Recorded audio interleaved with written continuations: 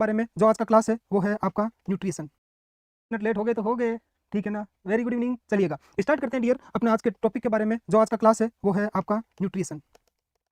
क्यों इंपॉर्टेंट है न्यूट्रिशन और अपने आप में क्या है। तो डियर एक छोटा सा आपके सामने एक चीज बोल रहा हूँ, वो ये है कि सर अपने को सबको पता है कि अपना जो बॉडी है उस बॉडी का सबसे बेसिक यूनिट जो होता है, बॉडी का जो सबसे बेसिक यूनिट जो होता है उसको बोलते हैं अपन सेल। डियर ये जो सेल है, ठीक है ना, अपने को सबको पता है कि अपनी बॉडी के हर एक ऑर्गन का एक स्पेसिफिक सेल होता है और हर एक स्पेसिफिक सेल को काम करने के लिए या हर एक स्पेसिफिक ऑर्गन का जो सेल है वो तभी वहां पे प्रेजेंट है या वो तभी वहां गिना जाएगा जब वो अपना वर्क करेगा या फंक्शन करेगा। देखिएगा सर ये जो सेल है वो सेल आपके बना होता है सेल मेम्ब्रेन का, बिल्कुल सेल मेम्ब्रेन का बना होता है। डियर ये जो सेल मेम्ब्रेन है वो खुद बना होता है आपका लाइपोप्रोटीन से, प्रोटीन से। तो एक इंटरेस्टिंग फैक्ट यहाँ से निकल के बाहर आता है कि सर अपनी बॉडी का जो सबसे बेसिक यूनिट है, मैं बताना चाह रहा हूँ आपको कि अपनी बॉडी में क्यों न्यूट्रिशन इफेक्ट है, आपका क्यों न्यूट्रिशन काम का है, क्यों न्यूट्रिशन को पढ़ना ज्यादा जरूरी है। तो उसके पीछे का जो रीजन है बेटा वो ये रीजन बिहाइंड है कि सर आप थोड़ा सा ह्यूमन बॉडी के बारे में सोचिएगा। ह्यूमन बॉडी का सबसे छोटा स्ट्रक्चर मैंने उठाया जिसका नाम है सेल। बेटा ये जो सेल है ये सेल खुद बना होता है सेल मेम्ब्रेन से, और ये जो सेल मेम्ब्रेन है वो बना होता है बेटा लाइपोप्रोटीन का।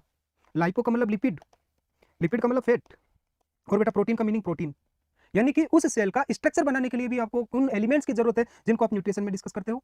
ये जो सेल है उसको काम करने के लिए, इस सेल को काम करने के लिए एटीपी की जरूरत पड़ती है, एडिनो ट्राइफॉस्फेट, जो कि बॉडी के अंदर किसका काम करता है, आपका एनर्जी का काम करता है। बेटा ये एटीपी बनने के लिए जरूरत पड़ती है आपके ग्लूकोज की, जो कि क्या है, एक न्यूट्रिएंट है।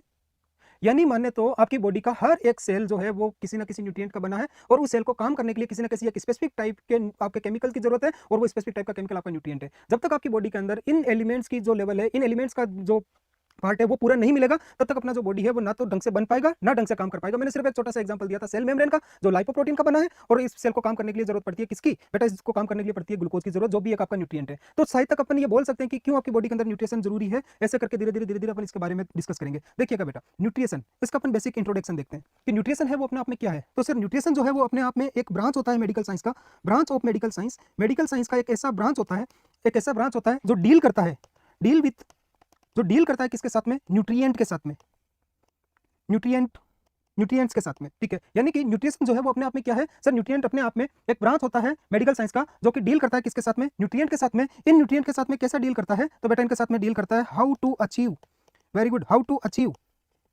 And how utilise it, how utilise it, how to achieve and how utilise it. Very simple definition, ठीक है, कि न्यूट्रिशन अपने आप में क्या है। तो न्यूट्रिशन के थ्रू आउट आप ये डिस्कस करोगे सर न्यूट्रिशन है वो एक मेडिकल साइंस का ऐसा ब्रांच होता है जो डील करता है किसके साथ में, न्यूट्रिएंट के साथ में। क्या डील करता है न्यूट्रिएंट के साथ में, हाउ टू अचीव। देखो बेटा यह अचीव का जो मीनिंग है वो सिंपल सा ये है कि इस अचीव के थ्रू मैं ये पता करना चाहूंगा कि कोई भी न्यूट्रिएंट, चाहे वो आपका प्रोटीन है, चाहे वो फैट है, चाहे वो कार्बोहाइड्रेट है, विटामिन है या मिनरल है, ये जितने भी जो न्यूट्रिएंट होता है उन न्यूट्रिएंट को आपका बॉडी प्राप्त कैसे करता है।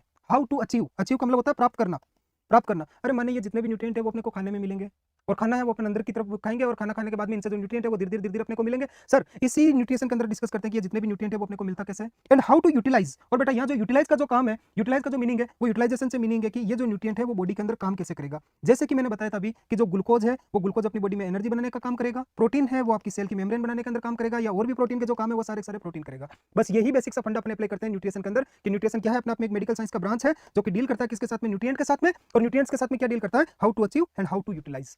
डियर यह एक छोटा सा चीज वर्ड आया था न्यूट्रिएंट्स, कि ये न्यूट्रिएंट्स है वो अपने आप में क्या है, ठीक है। सर न्यूट्रिएंट का मीनिंग होता है, न्यूट्रिएंट का मीनिंग होता है chemical, chemical that present in food.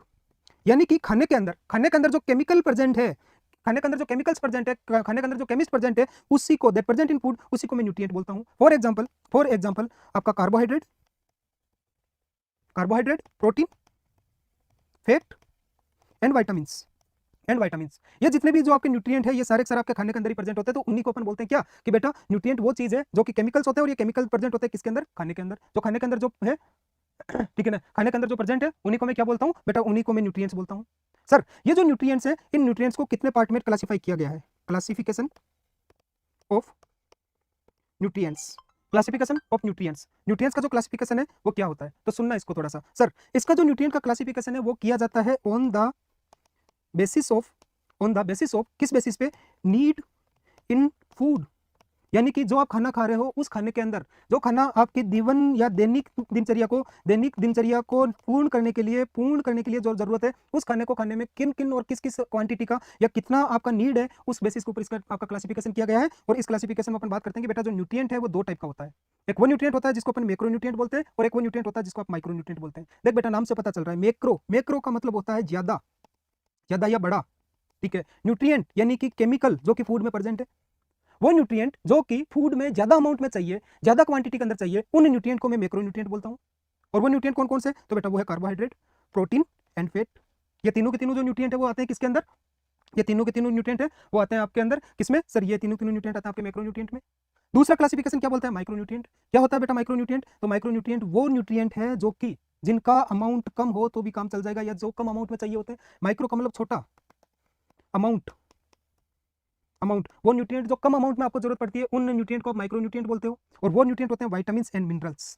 तो इज वेरी क्लियर कि how many type of nutrient. तो now the type of nutrient is depend upon the need, कि किसको कितना नीड है, किस बेसिस के ऊपर अपन कर रहे हैं, तो वो नीड और उसके ऊपर कर रहे हैं। और नीड के अकॉर्डिंग आपके जो न्यूट्रिएंट्स है there are two type, one is macro nutrient, another is the micro nutrient. The macro nutrient are the those nutrient they are need in too much and large amount, और large amount के अंदर आपका carbohydrate, protein और fat चाहिए होता है। और दूसरा जो है आपका विटामिन एंड मिनरल्स। सर ये जो आपके न्यूट्रिएंट है, ठीक है, देखिएगा बिल्कुल क्लियरली अपन ने बात कर रखा है कि जो आपके न्यूट्रिएंट है उनका क्लासिफिकेशन देखिएगा, कौन सा आपका कितना ज्यादा जरूरी होता है। तो सर एक जो आपके खाने की थाली होती है उसको यदि मैं 100% के अंदर आपका क्लासिफाई करूं कि आपका 100% आपको न्यूट्रिशन पूरा करना है, उस न्यूट्रिशन में कौन सा न्यूट्रिएंट कितने अमाउंट में चाहिए होता है, तो सर सबसे पहला था कार्बोहाइड्रेट की जरूरत पड़ती है 50 to 60% इन द फूड, ठीक है। अरे बेटा देख, एक छोटी सी सिंपल सी बात समझना, कार्बोहाइड्रेट होता है रोटी में, रोटी है वो अपने को 3-4 चाहिए।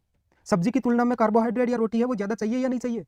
इसीलिए बोला है कार्बोहाइड्रेट है वो 50 to 60% चाहिए होता है। सर दूसरा जो आता है वो आता है फेट चाहिए होता है लगभग लेस देन 30% आपको चाहिए होता है। Third one is the protein चाहिए होता है लगभग 10 to 15%, ठीक है। सर ये जो आपके कार्बोहाइड्रेट, फैट और प्रोटीन, ये तीनों के तीनों जो है उनको अपन ने बात किया था मैक्रोन्यूट्रिएंट में।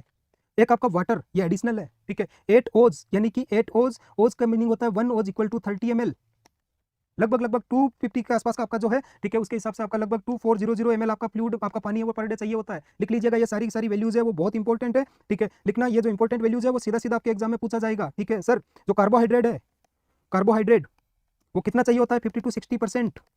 1 ग्राम कार्बोहाइड्रेट लिख रखा है यहाँ। 1 ग्राम कार्बोहाइड्रेट जो है वो लगभग आपका 4 किलो कैलोरी के लगभग एनर्जी प्रोवाइड करता है। दूसरा आपका फैट लगभग चाहिए होता है 30% से कम, लेस देन 30%। ये जो है वो 1 ग्राम जो फैट है वो लगभग 9 किलो कैलोरी के आसपास आपका एनर्जी वो प्रोवाइड करता है। और तीसरा जो है बेटा वो है प्रोटीन, और प्रोटीन लगभग आपका 10 से 15% आपको चाहिए होता है खाने के अंदर। ये प्रोवाइड करता है 1 gram protein equal to 4 kilo calorie, ठीक है। सर जूम करो बेटा, मैं ये लिख रहा हूँ, ये जूम से भी बड़ा लिख रहा हूँ, ठीक है ना, अच्छे से आपको दिखाई देगा, ठीक है, बिल्कुल दिखाई देगा।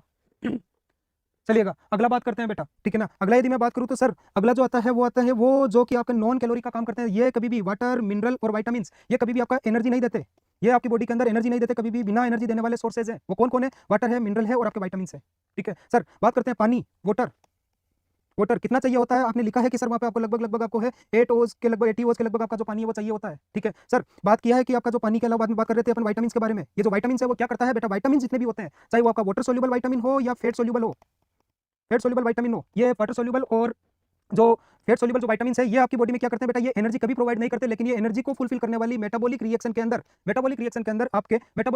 ये क्या करते हैं बेटा? को एंजाइम की तरह काम करते हैं, ठीक है। सो अपना जो पढ़ रहे थे वो ये देख रहे कि सर आपका न्यूट्रिएंट है वो क्या है? तो केमिकल है वो प्रेजेंट है फूड में, उन केमिकल्स को अपन बोलते हैं न्यूट्रिएंट। कितने केमिकल होते हैं? तो बड़ा बड़े आपके 5 या 6 केमिकल थे। पहला था कार्बोहाइड्रेट, दूसरा था फैट, तीसरा था प्रोटीन, चौथा था मिनरल्स, पांचवा था विटामिन, छठा था वाटर। इन 6 मिनरल्स को 2 कंपार्टमेंट में डिवाइड किया है। कौन से में? एक तो वो मिनरल, वो न्यूट्रिएंट्स जिनका अमाउंट ज्यादा चाहिए होता है, जो लार्ज अमाउंट में चाहिए होते हैं, जिनको आपने मैक्रोन्यूट्रिएंट बोला है। और मैक्रोन्यूट्रिएंट में आपके 3 थे, कार्बोहाइड्रेट, प्रोटीन एंड फैट, ठीक है। आपने लिखा है पूरा, मैं वापस एक बार इसको है वो रिवाइज कर रहा हूं। माइक्रो के अंदर आपके टोटल आपने डिस्कस किया था विटामिन और मिनरल्स। बेटा इसमें से जो कार्बोहाइड्रेट है, आपका प्रोटीन है और फैट है, ये तीनों के तीनों वो न्यूट्रिएंट है जो आपकी बॉडी में एनर्जी देंगे, जो आपकी सेल के अंदर एटीपी बनाएंगे, जो आपकी सेल को काम करने के लिए ऊर्जा प्रोवाइड करेंगे। इन न्यूट्रिएंट को आप एनर्जी देने वाले न्यूट्रिएंट बोलते हो। कौन सा न्यूट्रिएंट कितना देता है? लिखा है अपन ने कि सर कार्बोहाइड्रेट है वो 1 ग्राम कार्बोहाइड्रेट कितना देता है? लगभग 4 किलो कैलोरी। 1 ग्राम आपका प्रोटीन है वो कितना देता है? 4 किलो कैलोरी। 1 ग्राम आपका जो फैट है वो कितना देता है बेटा? 1 gram fat equal to 9 kilo calorie और 1 gram protein equal to 4 kilo calorie. ये अपन ने बात किया है। इसमें से कुछ कैसे हैं जो कि एनर्जी नहीं देते, ठीक है ना, लेकिन वो बॉडी के अंदर काम करते हैं। क्या वो बॉडी के अंदर ये काम करते हैं कि सर किस हिसाब से आपका बॉडी है वो बॉडी चलेगा, या जो आपकी रिएक्शंस होती है उनको एग्जिबिट कराने में आपका हेल्प करते हैं, वो था आपके मिनरल्स और वो था आपका विटामिन्स। सर ये डिस्कस करने के बाद में अगला मैं एक चीज बताऊं, दैट इज द नरिशमेंट, ठीक है। The next topic is the nourishment. क्या मीनिंग होता है नरिशमेंट का? देख बेटा,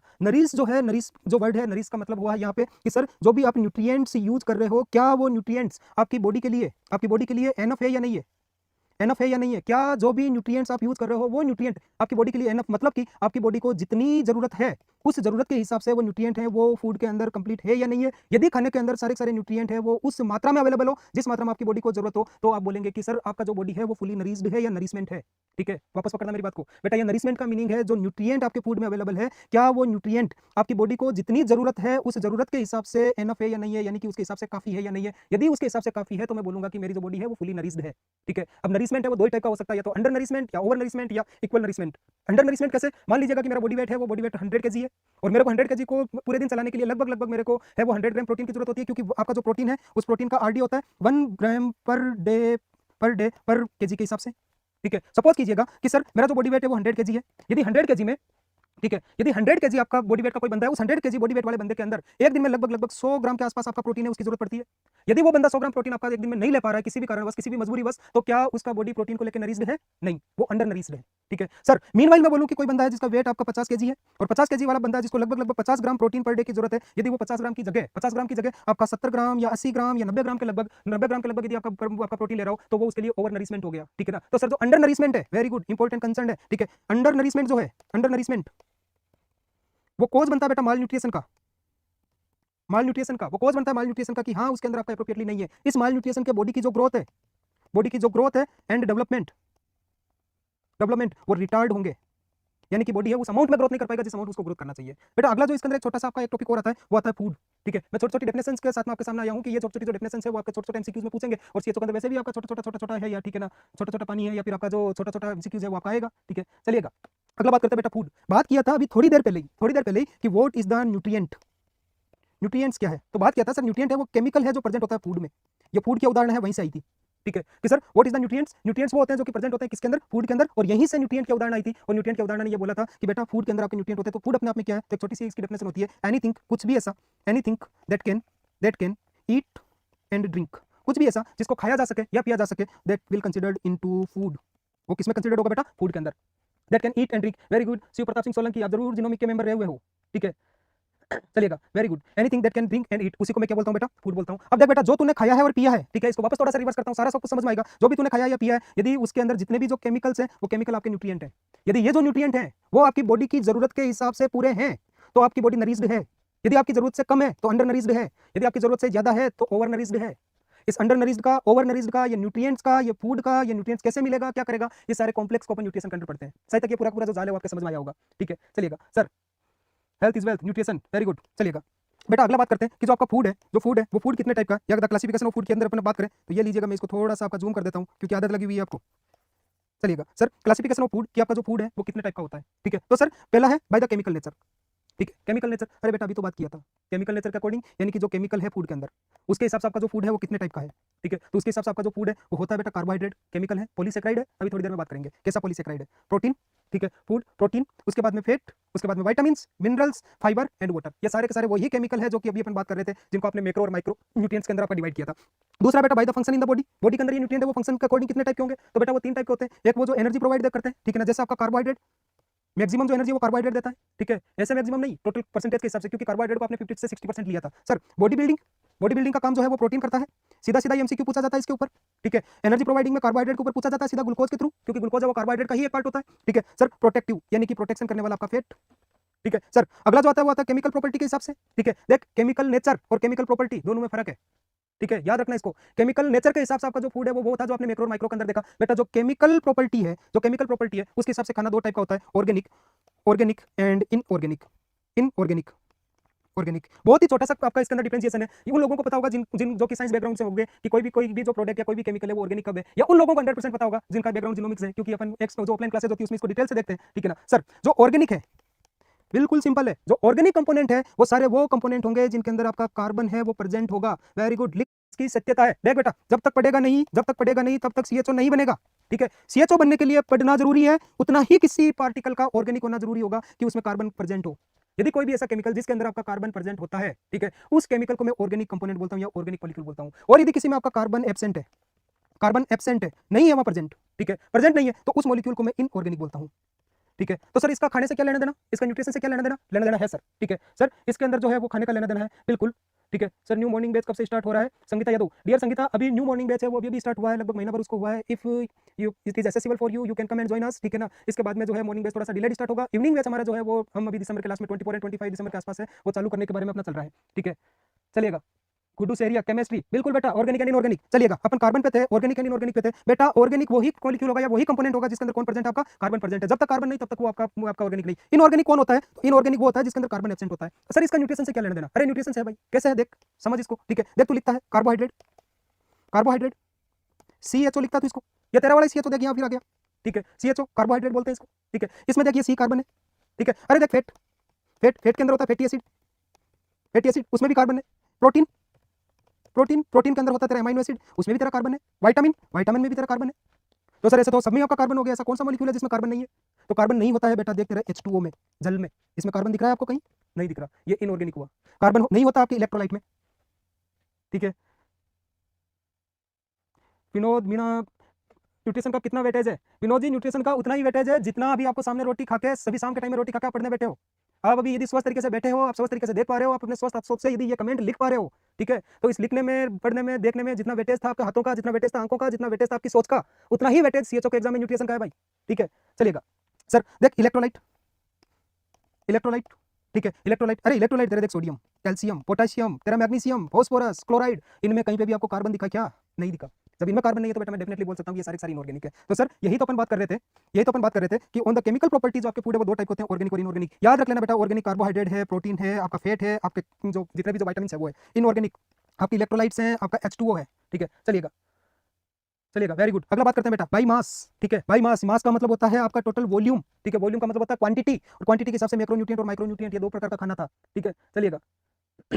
अगला बात करते हैं बाई ओरिजिन, ठीक है, यानी कि आप जो फूड खा रहे हो उस फूड को आपने कहां से एक्सट्रैक्ट किया है? बेटा एक्सट्रैक्ट दो टाइप से हो सकता है, आपने खुद में पढ़ा होगा कि आपका जो एक्सट्रैक्शन है वो दो टाइप से हो सकता है, या दो टाइप के लोग आपको मिलेंगे। एक वो लोग जो मांसाहारी हैं, एक वो लोग जो शाकाहारी हैं। जो लोग शाकाहारी हैं, शाकाहारी खाते हैं, उनके लिए जो आपका ओरिजिन है वो ओरिजिन होना चाहिए वेजिटेबल, ठीक है, उनका जो है वो होना चाहिए प्लांट, जितने भी वेजिटेरियंस हैं उनके लिए। और दूसरा जो है बेटा वो होता है आपका एनिमल फूड, और एनिमल फूड के अंदर आता है आपका नॉन वेजिटेरियन, नॉन वेजिटेरियन जो है, ठीक है। और बाय द न्यूट्रिटिव वैल्यू, ठीक है, न्यूट्रिटिव वैल्यू के अकॉर्डिंग आपका जो है वो 12 कैटेगरीज के अंदर डिवाइडेड है, वो अपन डिस्कस करेंगे on the basis of nutritive value. ये अपन डिस्कस करेंगे आगे, जैसे जैसे हर एक न्यूट्रिएंट्स को या फूड को पढ़ेंगे वैसे वैसे इसका डिस्क्रिप्शन देंगे। तो I think the classification of food is very easy for all of you. The classification is food is nothing, this is only just only how to achieve food and how many types we have taken the food. कितने types achieve करते हैं और कितने types अपन लेते हैं, उनमें क्या क्या चीजें हैं उन्हीं को डिवाइन किया। केमिकल नेचर आपका वो हो गया, फंक्शन वो हो गया, आपका chemical properties organic inorganic, by mass macronutrient और micronutrient, by origin, by origin, ठीक है ना, बाई ओरिजिन, ठीक है, प्लांट फूड, एनिमल फूड, ठीक है, बाय न्यूट्रिटिव वैल्यू 12 कैटेगरीज, ठीक है सर। इसके बाद में जो अपना अगला आता है, ठीक है ना, वो आता है आपका माल न्यूट्रिशन। वेरी गुड, न्यूट्रिशन के बारे में बात कर लिया, माल न्यूट्रिशन के बारे में बात करते हैं। देख बेटा, माल का मतलब होता है अबनॉर्मल, सुनना, ठीक है ना, समझना, जो चीज है उस चीज को समझ। मैं तो अक्सर बेसिकली बोलता हूँ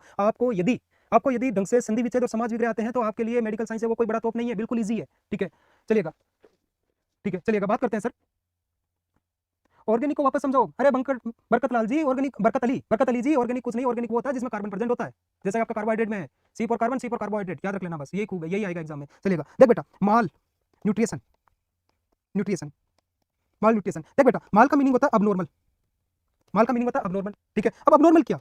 ठीक है, अबनॉर्मल न्यूट्रिशन, ठीक है, अबनॉर्मल न्यूट्रिशन। अरे देख भाई अबनॉर्मल दोनों होता है, ठीक है, अबनॉर्मल दोनों होता है, कम होना भी अबनॉर्मल है तो ज्यादा होना भी अबनॉर्मल है, ठीक है। आप यदि माल न्यूट्रिशन को अभी भी थका हरा आपका मरासमस जैसा बच्चा समझ रहे हो तो आपकी गलतफहमी है, ठीक है। देख बेटा माल का जो मीनिंग होता है, माल का जो मीनिंग होता है, ठीक है, माल का जो मीनिंग होता है बेटा वो मीनिंग होता है आपका अबनॉर्मल, ठीक है। माल का जो मीनिंग होता है वो होता है आपका अबनॉर्मल, ठीक है। अबनॉर्मल क्या बेटा? न्यूट्रिशन। और अबनॉर्मल कैसा? देख बेटा कम है तो भी अबनॉर्मल है, ज्यादा है तो भी आपका अबनॉर्मल है, ठीक है। कम है तो आपका है वो अंडर हो गया, और यदि आपका ज्यादा है तो ओवर हो गया, ठीक है। अंडर न्यूट्रिशन और over nutrition both are the type of malnutrition, ठीक है। डेफिनेशन इसको अपन सेट कर सकते हैं, what is the malnutrition? Abnormal nutrition state of a client is known as malnutrition, very simple.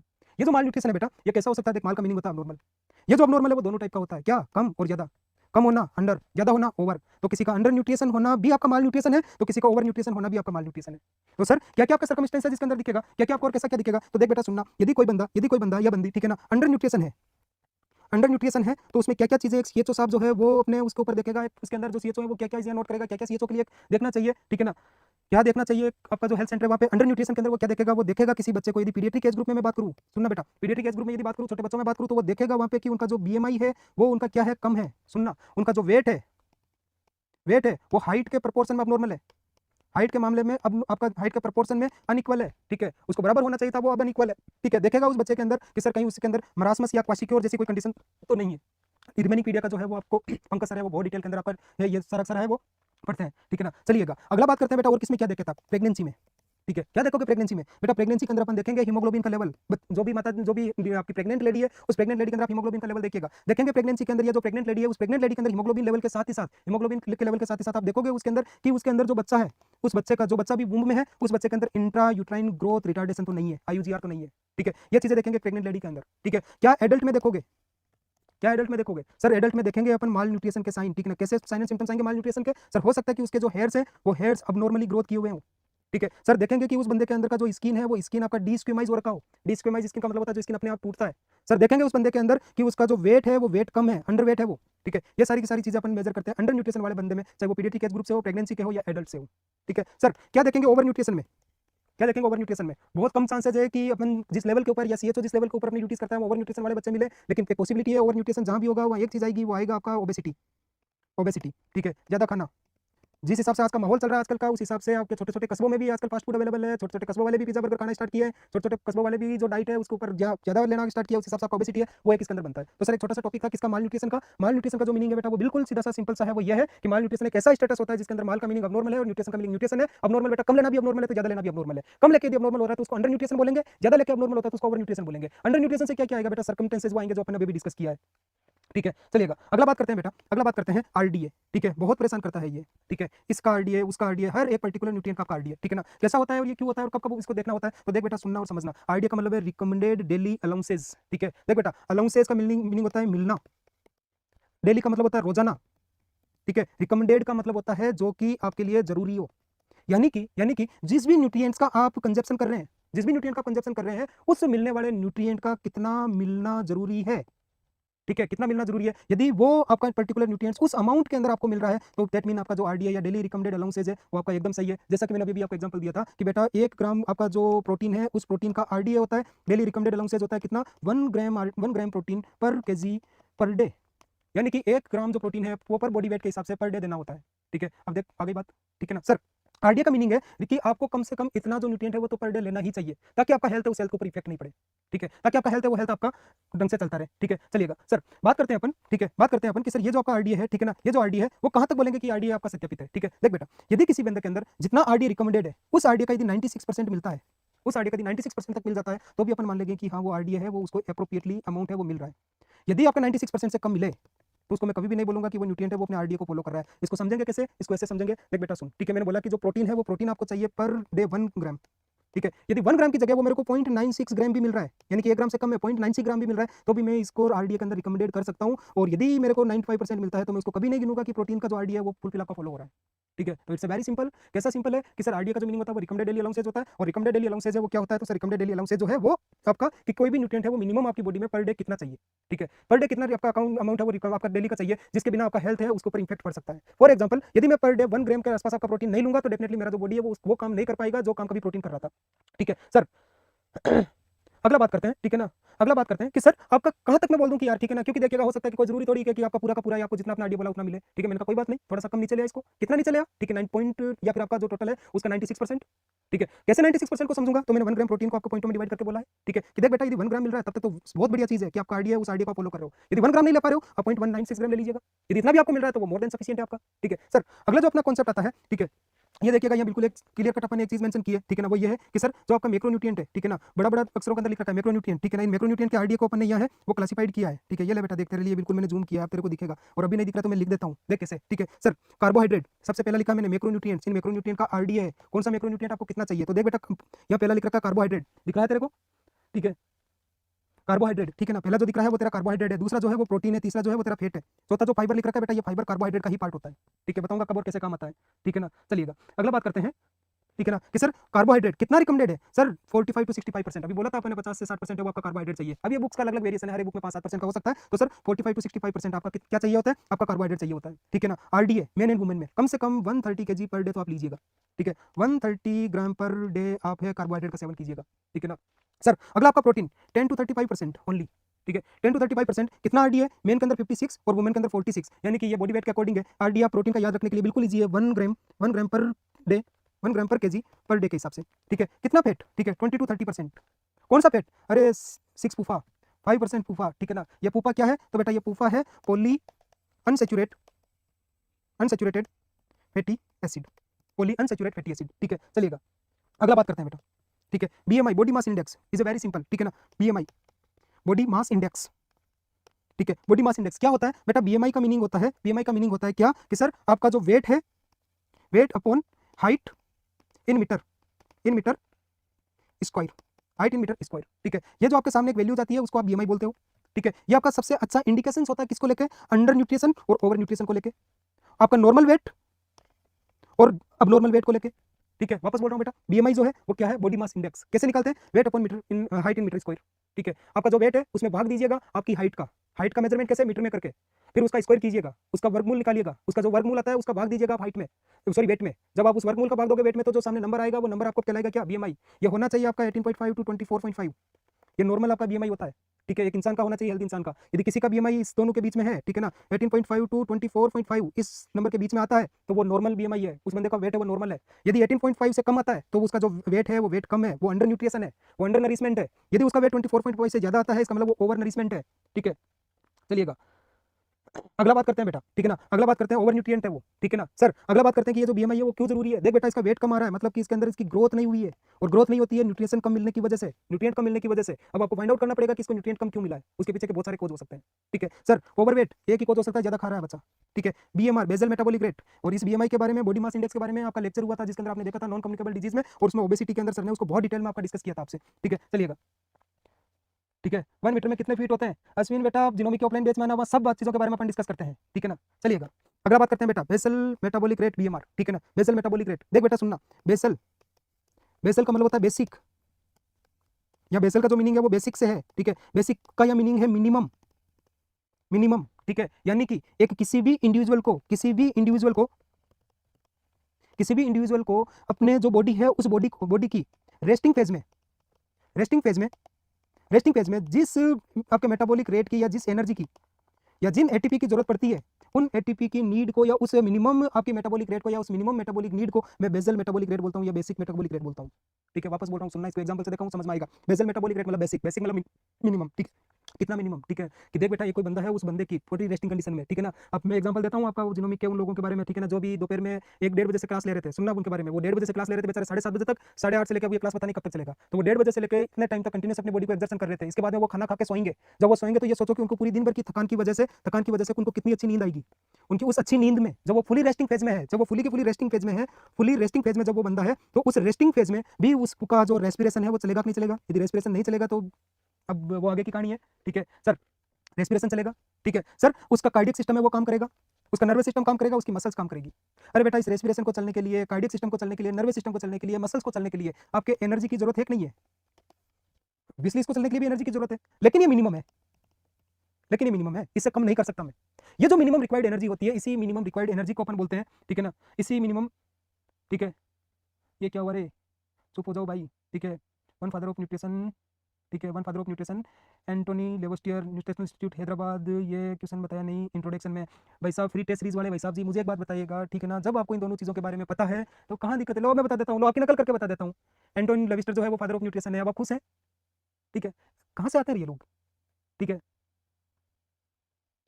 ठीक है, कहाँ से आते रहिए? ठीक है ना, फर्स्ट टेस्ट सीरीज, अब आप रिट्रैक्ट कर रहे हो।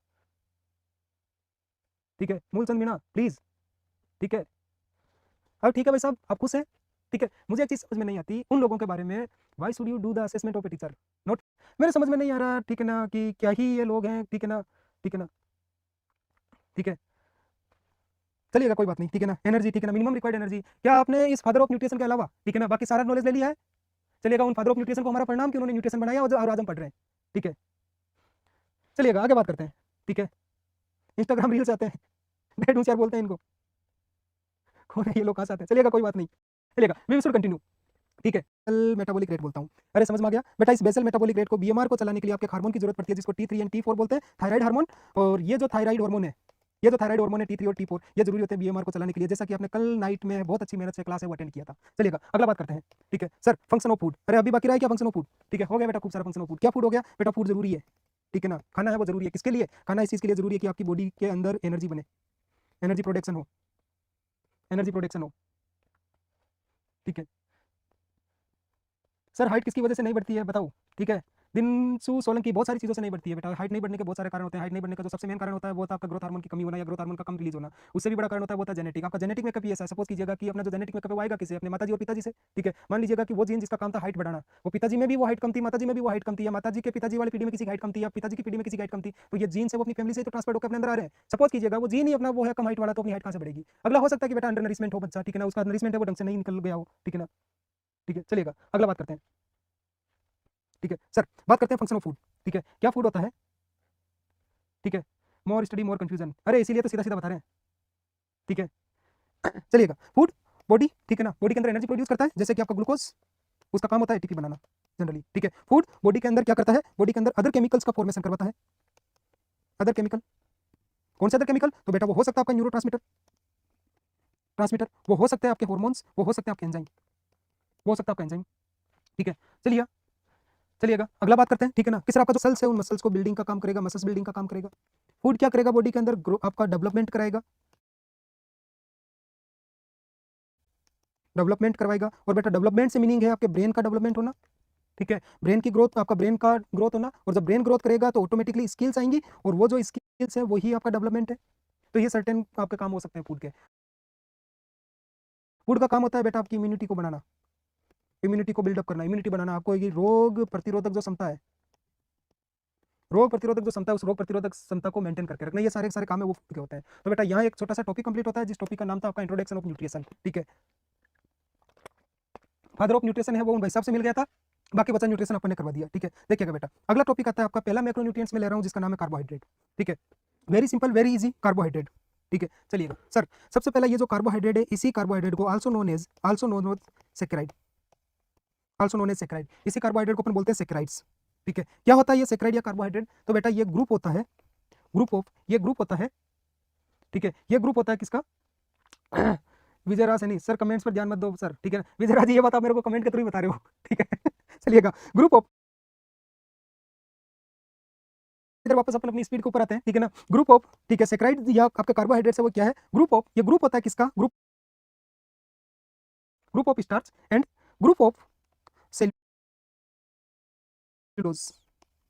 सेल्यूलोज, ठीक है। यानी कि कोई भी ऐसा ग्रुप जिसके अंदर शुगर प्रेजेंट हो, कोई भी ऐसा ग्रुप जिसके अंदर स्टार्च प्रेजेंट हो, या कोई भी ऐसा ग्रुप जिसके अंदर आपका सेल्यूलोज प्रेजेंट हो, इन तीनों के बने हुए ग्रुप को, इन तीनों के बने हुए ग्रुप को ही अपन क्या बोलते हैं बेटा, इन तीनों के बने हुए ग्रुप को ही अपन सेकेराइड बोलते हैं या कार्बोहाइड्रेट बोलते हैं, ठीक है सर। ये तो हुआ है किसका बेसिक इंट्रोडक्शन, ठीक है। ग्रुप ऑफ शुगर, अरे शुगर मतलब ग्लूकोज, ठीक है, glucose glucose glucose glucose glucose, और सारा ग्लूकोज मिलकर आपका कार्बोहाइड्रेट बनाता है। इज इट ओके, ठीक है। चलिएगा अगला बात करते हैं, अगला बात करते हैं बेटा इस कार्बोहाइड्रेट के बारे में, ठीक है ना। ये तो एक छोटा सा था बेटा, जो कार्बोहाइड्रेट है वो एक ऑर्गेनिक कंपोनेंट है, ऑर्गेनिक कंपोनेंट है।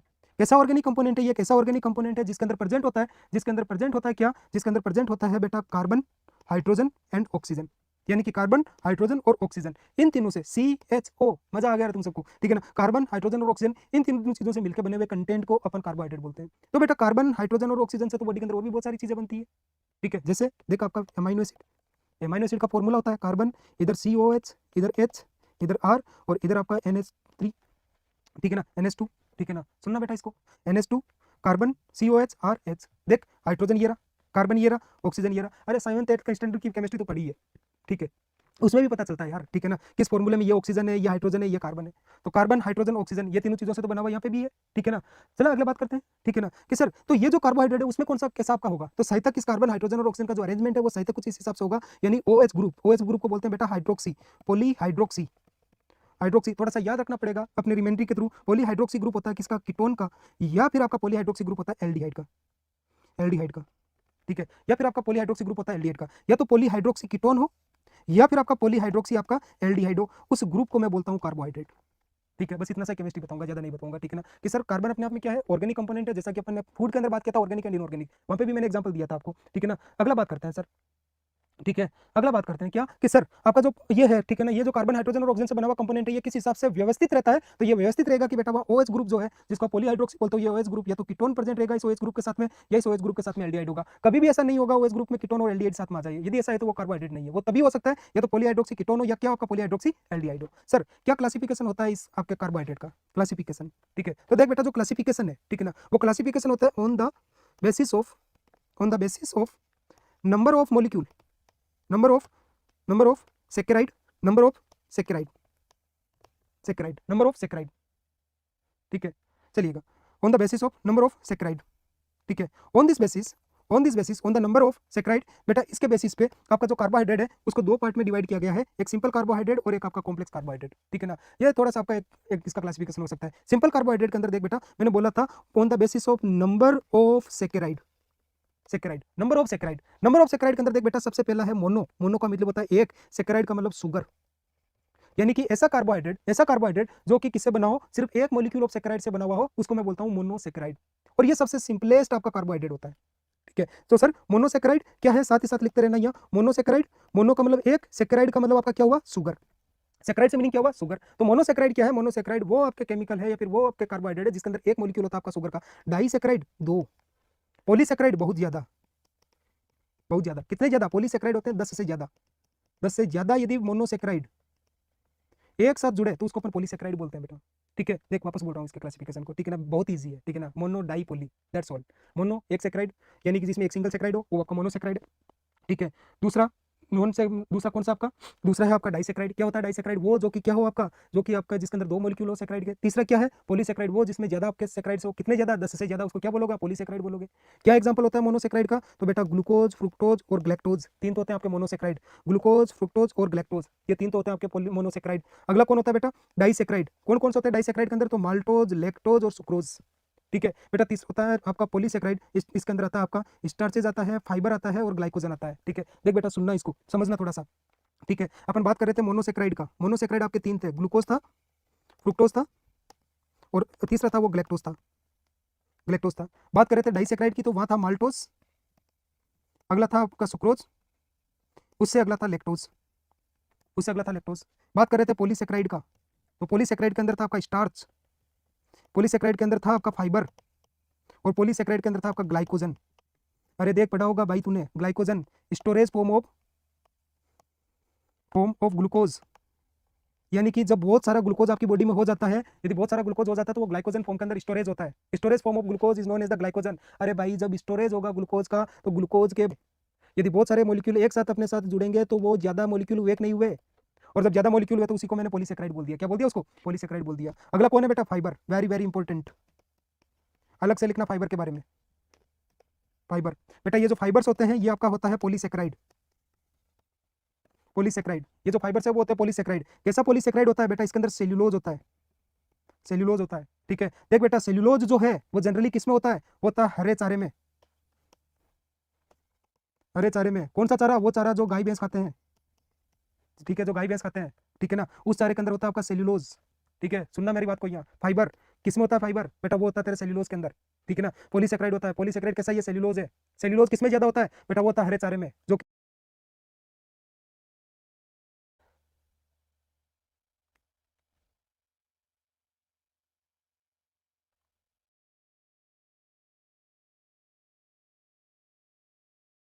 होता है, ठीक है ना। ये जो हरे चारे में सेल्यूलोज है, इसका बेटा कभी भी ह्यूमन बॉडी के अंदर इसका डाइजेशन नहीं होता सेल्यूलोज का, क्योंकि ह्यूमन के पास में वो एंजाइम्स नहीं होते जो कि सेल्यूलोज का डाइजेशन करते हैं, और जब वो एंजाइम नहीं है जो सेल्यूलोज का डाइजेशन करेंगे तो ह्यूमन बॉडी में इसका डाइजेशन नहीं होगा, और बेटा डाइजेशन नहीं होगा तो ये जो फाइबर है, इन फाइबर का जब आपका ह्यूमन आपका कंजप्शन करेगा तो बिना डाइजेशन होने की वजह से, ठीक है ना, ये जो है वो बल्क ऑफ स्टूल वो इंक्रीज करेंगे, और बल्क ऑफ स्टूल इंक्रीज करेगा तो बेटा उस पेशेंट को कॉन्स्टिपेशन से रिलीफ मिलेगा। इसीलिए बोला जाता है, ठीक है ना, कि जो कॉन्स्टिपेशन वाला पेशेंट होता है उस कॉन्स्टिपेशन वाले पेशेंट को हाई फाइबर डाइट दो।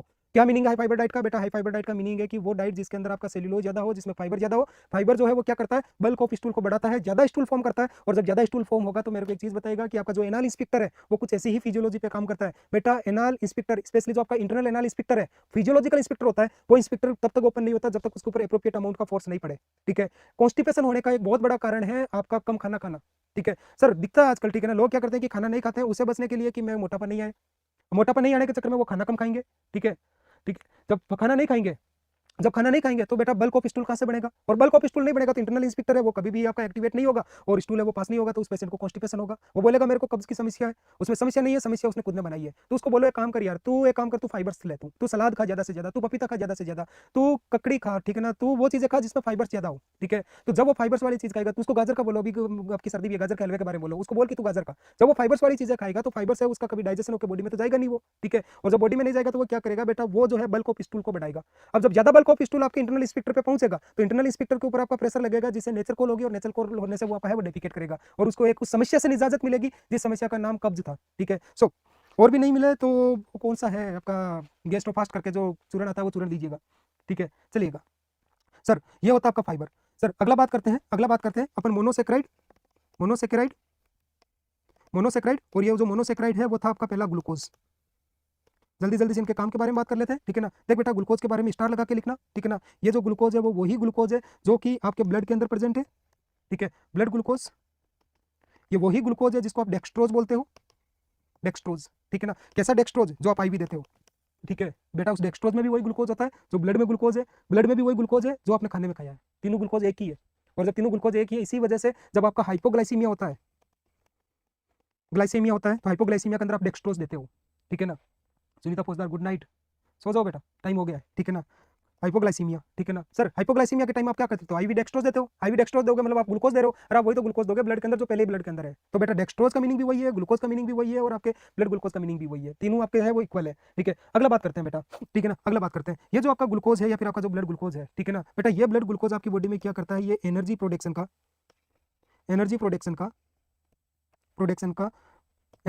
का मेन सोर्स होता है। मेन सोर्स होता है किसका, एनर्जी प्रोडक्शन का। और बेटा ह्यूमन बॉडी में एनर्जी बनाने का जो काम है वो या एनर्जी है वो होता है आपका एटीपी। यानी कि ये जो आपका ग्लूकोज है बेटा, ये ग्लूकोज एटीपी बनाता है in the presence of oxygen. Oxygen के थ्रू ये क्या करता है बेटा, एटीपी का प्रोडक्शन करता है और ये जो एटीपी है यही बॉडी का एनर्जी है।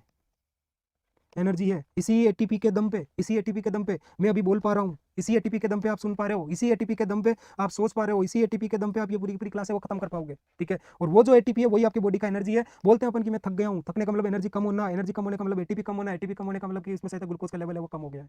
ठीक है बेटा, ये जो आपका ग्लूकोज है, ऐसा बोला जाता है कि ग्लूकोज के बारे में कि ग्लूकोज जो है वो मोस्ट अबेंडेड मोनोसेक्राइड है। मोस्ट अबेंडेड मोनोसेक्राइड है। ठीक है, मोस्ट अबेंडेड मोनोसेक्राइड है। अबेंडेड का मतलब होता है जो प्रचुर मात्रा में प्रेजेंट हो, यानी कि ये वो मोनोसेक्राइड है जो सबसे ज्यादा संख्या में आपका प्रेजेंट होता है। बेटा अगला स्टार लगा के लिखना, 2 स्टार लगा के, 3 स्टार लगा के, 4 स्टार लगा के। ये जो ग्लूकोज है, ये ग्लूकोज ही आपका सबसे प्राइम आपका न्यूट्रिएंट होता है जो ब्रेन के अंदर एनर्जी प्रोवाइड करता है। ठीक है, देख बेटा सुन, मैं अक्सर एक बात बोलता हूँ, ठीक है ना, ठीक है, मैं एक बात बोलता हूँ जनरली, ठीक है ना, कि सर आपका जो ब्रेन है, ठीक है ना, ये जो ब्रेन है वो ब्रेन इतना आपका सीधा साधा प्राणी है। इस ब्रेन को आप सुबह से लेकर शाम तक ग्लूकोज दिए जाओ, फ्री ऑक्सीजन दिए जाओ, ये ग्लूकोज और ऑक्सीजन दोनों मिलकर उसमें एटीपी बनाए जाएंगे और आपका जो ब्रेन है वो काम करता रहेगा। ब्रेन को यदि ढंग से काम में लेना है, ब्रेन को ढंग सही काम कराना है तो बॉडी के अंदर ग्लूकोज का लेवल है वो एप्रोप्रिएट अमाउंट में होना चाहिए। जैसे ही बॉडी के अंदर ग्लूकोज का लेवल कम होगा बेटा, ग्लूकोज का लेवल कम होते ही सबसे पहले ब्रेन है वो अपनी एनर्जी बनाना कम करेगा और जब एनर्जी ब्रेन से आपकी कम होती है तो बॉडी को थकान फील होती है, बॉडी के अंदर आप है वो उबासियां लेना स्टार्ट करते हो। ठीक है ना, ऐसा लगता है कि बस सो जाऊं, थका हूं, हरा हूं। ठीक है ना, वो सारा एक वजह से होता है जिसमें आपका ग्लूकोज है। ठीक है, इसीलिए ट्राई किया करो, जब भी क्लास के लिए बैठो, क्लास से जस्ट पहले थोड़ा सा फ्री ग्लूकोज लेके बैठो। ठीक है ना, कैसा फ्री ग्लूकोज, चॉकलेट खाओ आप। ठीक है, चॉकलेट दो मत खाओ। ठीक है, कैसा ग्लूकोज आप लेके बैठो। यानी अपडेट रिगार्डिंग सीएचओ एग्जाम, बिल्कुल अपडेट है हमारे पास सीएचओ एग्जाम का। सीएचओ एग्जाम तब तक नहीं होगा जब तक जिनोमिक वाले अपना सिलेबस नहीं करवा देंगे। और आज सीएचओ का एग्जाम हो गया तो क्या आप लगने के लायक हो क्या। ठीक है सर जी, आपका एटीपीटी वेरी गुड, बिल्कुल भाई चाहिए तो हमें। ठीक है, सरस्वती चौहान इसलिए बोलते हैं कि पढ़ते हुए मीठा खाइए। बिल्कुल, जितना ग्लूकोज खाओगे बेटा उतना ही ग्लूकोज आपके ब्रेन के अंदर मिलेगा और ब्रेन मिलने से ब्रेन है उसमें थकान नहीं होगी। इसीलिए क्या करो अपने आप को, ठीक है, जब आप पढ़ते हो तो पढ़ते टाइम याद रखो अपने पास में चॉकलेट्स रखो, चॉकलेट हो, बिस्किट हो। ठीक है ना, बिस्किट यूज किया करो। इसलिए ब्रेक आपका जो मॉर्निंग ब्रेकफास्ट है उसका प्रिंसिपल सामने आया था। ठीक है ना, कि एटलीस्ट आप सुबह सुबह उठते तो आप ब्रेकफास्ट करो, जब ब्रेकफास्ट करोगे तो उससे ग्लूकोज मिलेगा, आपका ब्रेन है वो हेल्थी रहता है। स्पेशली ये जो अभी सीएचओ एग्जाम का पूछ रहा था भाई, ठीक है ना, सीएचओ एग्जाम का पूछ रहा था, आपके लिए बोल रहा हूँ मैं डियर, स्पेशली एग्जाम में बैठने से पहले ग्लूकोज का सेवन करके बैठे, ग्लूकोन डी साथ में ले जाना। ठीक है ना, एग्जाम के 5 क्वेश्चन तो आप सीधे ऐसे निकाल लोगे। ठीक है ना, चलिएगा एटीपी प्रोडक्शन का। बेटा अगला जो मोनोसेक्राइड है वो मोनोसेक्राइड होता है आपका ग्लैक्टोज मिल्क शुगर बोलते हैं इसको। बेटा ये जो ग्लैक्टोज है, ये जो आपका मिल्क शुगर है, ठीक है ना, ये क्या काम करता है, ये मिलता है आपको मिल्क में। ठीक है, मिल्क में ये क्या काम करता है बेटा, इसी मिल्क शुगर को या ग्लैक्टोज को बोलते हैं also known as brain sugar. बड़ा कंफ्यूजन है ब्रेन शुगर कि सर अभी तो आप ग्लूकोज को शुगर बता रहे थे ब्रेन का। नहीं, मैंने ये नहीं बोला, मैंने ये बोला है कि ब्रेन में एनर्जी का काम ग्लूकोज करेगा। तो सर ये ब्रेन शुगर और क्या बोला है बेटा, ब्रेन शुगर वो शुगर होता है जो ब्रेन की सेल्स को ग्रोथ करवाए। ठीक है, जब ब्रेन की सेल्स ग्रोथ कर लेगी तो ग्रोथ करने के बाद में जो सेल बनेगी उस सेल में एनर्जी देने का काम ग्लूकोज करेगा। पहले सेल तो बना ले, ठीक है, बहुत सारे लोगों की सेल नहीं है, ठीक है ना, ये वाली, ठीक है। चलिएगा आगे बात करते हैं, ठीक है। सर होगा क्या, मैं ग्लैक्टोज के बारे में बात कर रहा था। ग्लैक्टोज क्या है? Galactose is the milk sugar. Milk sugar है यानी कि दूध में मिलता है अपने को। क्या काम करता है बेटा? इसी को आप बोलते हो ब्रेन शुगर, ठीक है। बहुत इंपॉर्टेंट क्वेश्चन बनता है यहाँ से, कंफ्यूजन करने वाला है ग्लूकोज के साथ में ये, ठीक है। और जब क्लास में इसको ये कंफ्यूजन करने वाला है तो देख बेटा सुन इसको, ब्रेन शुगर, ये ब्रेन शुगर बोलते हैं क्योंकि ये ब्रेन सेल की ग्रोथ करवाता है, ठीक है। अरे देख बेटा सुन, तू समझ इसको, ठीक है ना। बोलते हैं कि जब बच्चा पैदा होता है तो एक्सक्लूसिव ब्रेस्ट फीडिंग का जो कॉन्सेप्ट है वो आपके सामने आता है, ठीक है। क्या आप एक्सक्लूसिव ब्रेस्ट फीडिंग करवाइएगा? क्या फायदा है एक्सक्लूसिव ब्रेस्ट फीडिंग का? बेटा एक्सक्लूसिव ब्रेस्ट फीडिंग का जो सबसे इंपॉर्टेंट फायदा है वो ये होगा, ब्रेस्ट फीडिंग के अंदर जो माता जी का जो मिल्क होगा वो मिल्क बच्चे को मिलेगा और बच्चे के अंदर पहुंचेगा ग्लैक्टोज। ये जो ग्लैक्टोज है वो सीधा का सीधा उसकी जो ब्रेन की जो सेल्स है उन सेल्स की ग्रोथ करवाएगा। और बेटा जब ब्रेन की सेल ग्रोथ करेगी तभी तो उसमें डेवलपमेंट होगा, और जब डेवलपमेंट आपकी ग्रोथ ही नहीं करेगी तो डेवलपमेंट कराओगे किसका? इसीलिए बोलते हैं कि जो ब्रेस्ट फीडिंग है वो बहुत ज्यादा जरूरी है कि सर बहुत ज्यादा जरूरी है, ठीक है ना। बहुत ज्यादा जरूरी है किसके लिए सर? बहुत ज्यादा जरूरी है आपके ब्रेन के ग्रोथ कराने के लिए। हाँ, एक बार सेल ने ग्रोथ कर लिया, ब्रेन की कोशिकाएं बन गई, ब्रेन की कोशिकाएं न्यूरॉन्स होते हैं, यदि ये न्यूरॉन्स बन गए तो इन न्यूरॉन्स को चलने के लिए अब एटीपी की जरूरत पड़ेगी। ये एटीपी देगा आपका ग्लूकोज, ठीक है, जो जिंदगी भर देता रहेगा, ठीक है, क्योंकि ब्रेन की जो ग्रोथ है वो एक टाइम आने के बाद में रुक जाती है, ठीक है। चलिएगा, और कुछ एक लोगों की तो ग्रोथ चल रही है अभी भी, ठीक है ना। मैं इधर यदि कमेंट की तरफ देखूँ तो दिख जाएगा मेरे को, ठीक है। चलिएगा, रंजीत सैनी, ठीक है, Ranjit Saini, is it right place to talking like this? यदि आपका ईमान अंदर से बोलता है कि हाँ तो भगवान आपकी रक्षा करे, और बोलता है नहीं तो फिर क्यों कर रहा है मेरे भाई, ठीक है। चलिएगा अगला बात करते हैं बेटा, धर्मराज चौधरी, यदि आप वही धर्मराज जी हो जिन धर्मराज जी को मैं जानता हूं तो मेरा सादर प्रणाम आपको, ठीक है। चलिएगा अगला बात करते हैं बेटा, अगला था आपका फ्रुक्टोज। फ्रुक्टोज, ठीक है, ये बेटा जो फ्रुक्टोज है, ये जो फ्रुक्टोज है आपका, इस फ्रुक्टोज को भी आप मोनोसेक्राइड बोलते हो, ठीक है। ये भी आपका मोनोसेक्राइड है, ये भी आपका मोनोसेक्राइड है। ये मोनोसेक्राइड क्या करता है बेटा? फ्रुक्टोज, ये जो फ्रुक्टोज वाला जो मोनोसेक्राइड है वो काम करता है क्या बेटा? ये काम करता है आपके बॉडी के अंदर, यानी कि जो स्पर्म है, स्पर्म है, इन स्पर्म के अंदर न्यूट्रिशन का काम है वो फ्रुक्टोज करता है, ठीक है। स्पर्म के अंदर जो न्यूट्रिशन का काम है वो आपका फ्रुक्टोज करता है। स्पर्मेटोजेनेसिस के अंदर आपका जो फ्रुक्टोज है वो काम करता है। बेटा ये फ्रुक्टोज है वो कॉन्ट्रा इंडिकेटेड होता है उस पेशेंट में जिस पेशेंट को डायबिटिक मेलाइटस हो, ठीक है। बस दो इसका याद रखना, ठीक है, दो याद रखना बेटा, ठीक है। मोनोसेक्राइड, ठीक है ना, ये जो मोनोसेक्राइड है वो क्या करता है? कौन सा आपका फ्रुक्टोज? एक तो ये जो है स्पर्म को न्यूट्रिशन को प्रोवाइड करने का काम करता है, यानी स्पर्म को ये आपका नरिश्ड करता है। दूसरा ये क्या करता है बेटा? कॉन्ट्रा इंडिकेटेड होता है आपका डायबिटिक मेलाइटस में, क्योंकि डायबिटिक मेलाइटस के जो कॉम्प्लिकेशंस है उन कॉम्प्लिकेशन को इंक्रीज करता है, ठीक है। चलिएगा बेटा अगला बात करते हैं डाइसेक्राइड का। डाइसेक्राइड, सबसे पहला जो डाइसेक्राइड था बेटा वो था माल्टोज। माल्टोज जो सबसे बढ़िया अगला था वो था आपका, ठीक है ना।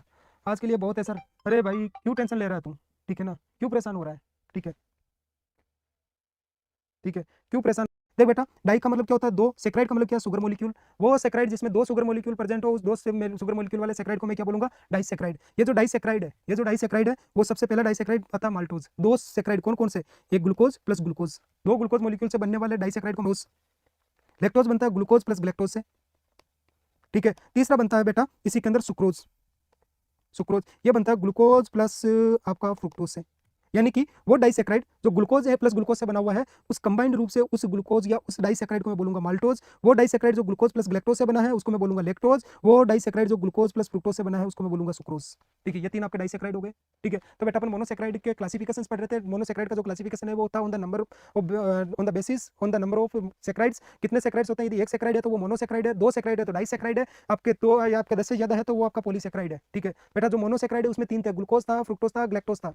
क्या काम कर रहा था ग्लूकोज? बेटा ग्लूकोज आपकी बॉडी के अंदर एनर्जी प्रोवाइड करने का काम करता है, आपकी बॉडी में एटीपीज बनाता है, ठीक है। किसके साथ में मिलकर एटीपी बनाता है? तो बेटा ग्लूकोज कन्वर्ट होता है पायरुविक एसिड में, और पायरुविक एसिड है वो ऑक्सीजन के साथ मिलकर आपका एटीपी का फॉर्मेशन करता है, ठीक है ना। ये जो एटीपीज है वही आपकी बॉडी का एनर्जी है, ये जो आपकी बॉडी का एनर्जी है, ठीक है ना, वही आपको काम करवाता है, ठीक है। अगला बात क्या था कि बेटा ये जो ग्लूकोज जिसके बारे में अपन पढ़ रहे हैं वही ग्लूकोज आपका ब्लड ग्लूकोज होता है और वही आपका डेक्सट्रोज है। इसी वजह से जब ग्लूकोज का लेवल कम होता है तो उसको आप बोलते हो क्या? ग्लूकोज का लेवल कम होता है तो उसको आप हाइपोग्लाइसीमिया बोलते हो, और हाइपोग्लाइसीमिया में आप आईवी डेक्सट्रोज देते हो।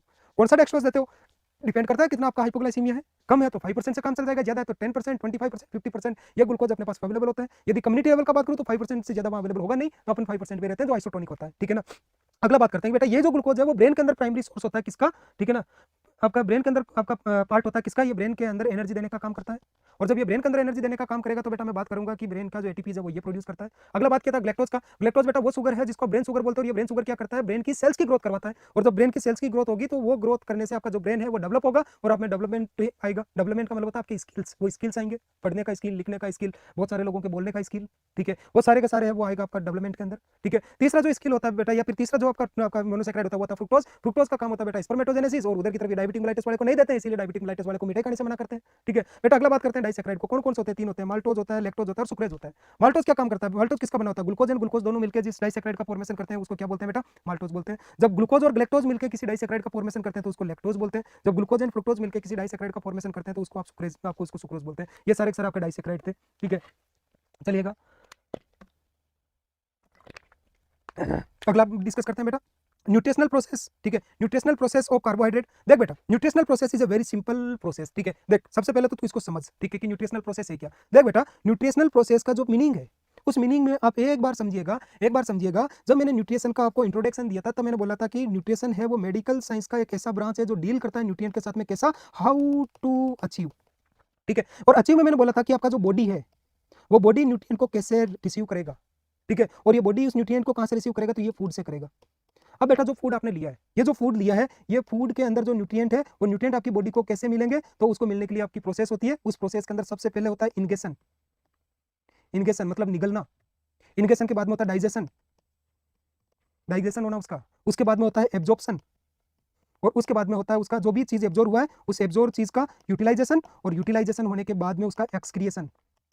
ठीक है, यदि आप थोड़े से समझदार हो तो मेरी बात मान समझ जाओगे। जैसे कि अपन प्रोटीन लेते हैं, प्रोटीन खाएंगे, आपके इंटेस्टाइन के अंदर एक एंजाइम होता है जिसको आप पेप्सिन बोलते हो, वो प्रोटीन को तोड़ता है। प्रोटीन टूटता है डाइपेप्टाइड में, डाइपेप्टाइड से आगे आपका एंजाइम है वो उसको तोड़ता है एमाइनो एसिड में। एमाइनो एसिड को आपका बॉडी लेता है, यानी कि आपका जो इंटेस्टाइन सिस्टम है वो उस एमाइनो एसिड को एब्जॉर्ब करता है, और एब्जॉर्ब करने के बाद में ब्लड के थ्रू उसको आपकी बॉडी में भेजता है। आपकी बॉडी उसी एमाइनो एसिड से वापस प्रोटीन बनाता है, और जब वो प्रोटीन बन जाए तो उस प्रोटीन का काम आता है।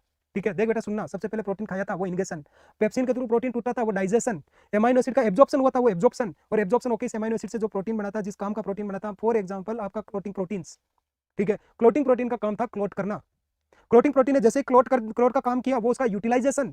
और आपने पढ़ा होगा जब जब बॉडी के अंदर आपका प्रोटीन टूटता है तब तब नाइट्रोजीनियस वेस्ट प्रोडक्ट्स है वो बाहर निकलते हैं, और जब नाइट्रोजीनियस वेस्ट प्रोडक्ट है वो यूरिन के थ्रू बाहर निकल रहे हैं तो वो हो गया उसका एक्सक्रिएशन।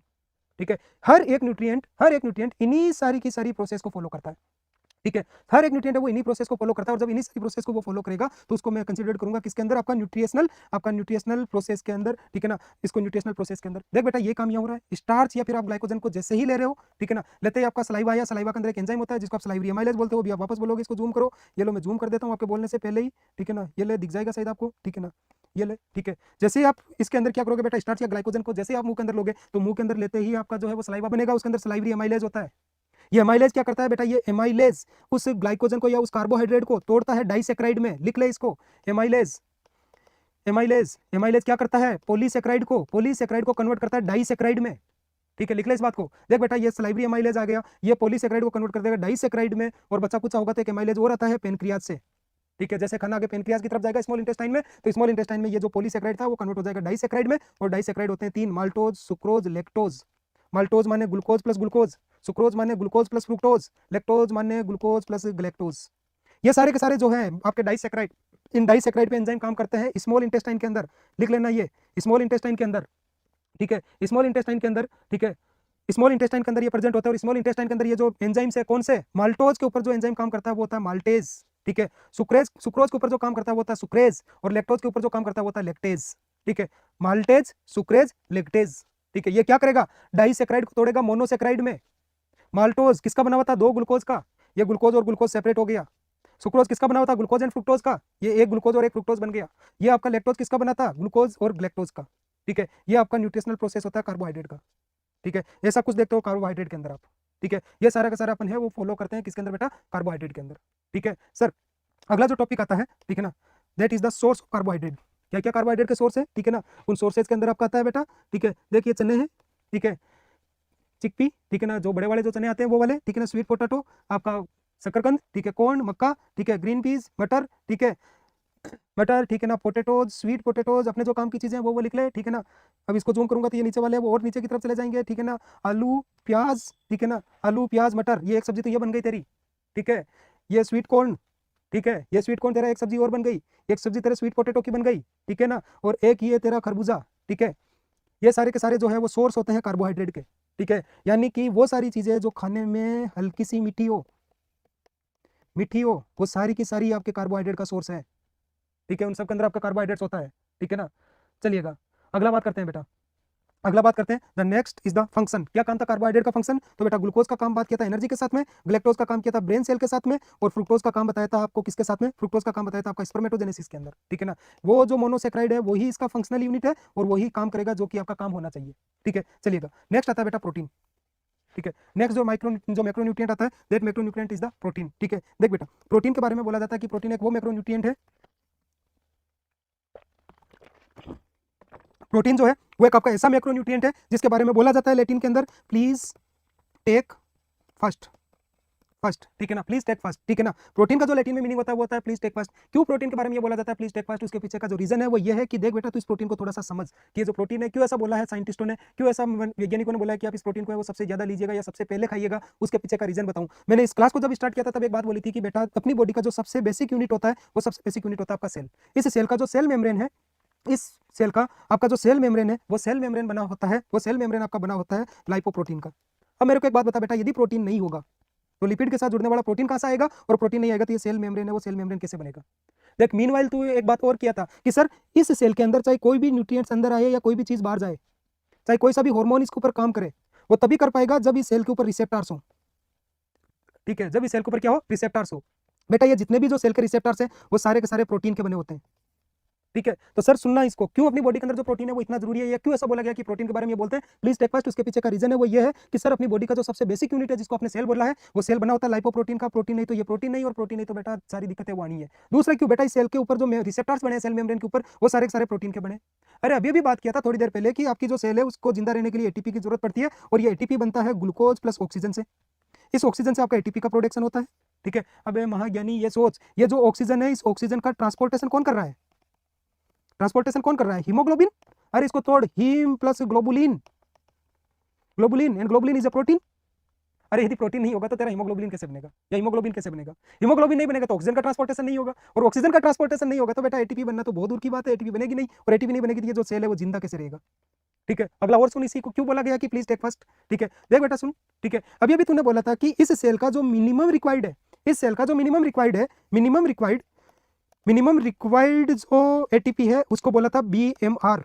उसको क्या बोला था? BMR, basal metabolic rate, BMR, basal metabolic rate, BMR बोला था। इस बीएमआर को चलाने के लिए जरूरत पड़ी थी T3 एंड T4 हार्मोन की, थायराइड 3 एंड थायराइड 4 हार्मोन की, ठीक है। ये जो T3 एंड T4 हार्मोन है बेटा ये बना होता है टायरोसिन का, टायरोसिन का, और टायरोसिन अपने आप में एक एमाइनो एसिड है, एमाइनो एसिड है मतलब प्रोटीन है। प्रोटीन नहीं खाएगा तो तेरा एमाइनो एसिड नहीं बनेगा टायरोसिन, और टायरोसिन यदि नहीं बना तो बेटा T3 T4 नहीं बनेगा, और T3 T4 नहीं बनेगा तो बेटा दिखती सी चीज है, दिखती सी चीज है।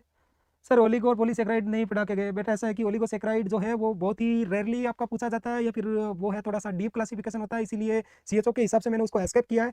अब देख, एक था मोनो था, दो था वो डाई था, 10 से ज्यादा था वो पॉली था, तो 3 से लेकर 9 सेक्राइड का यदि कोई चेन होता तो ओलिगोसेक्राइड है, ठीक है ना, दैट्स ऑल, ठीक है। चलिएगा अगला बात करते हैं बेटा, ठीक है ना। अगला बात करते हैं कि T3 T4 है वो टायरोसिन का बना हुआ, टायरोसिन खुद एक essential amino, non essential amino acid है, और नॉन एसेंशियल अमाइनो एसिड बनता है एसेंशियल अमाइनो एसिड से, और एसेंशियल अमाइनो एसिड आते हैं प्रोटीन के खाने से।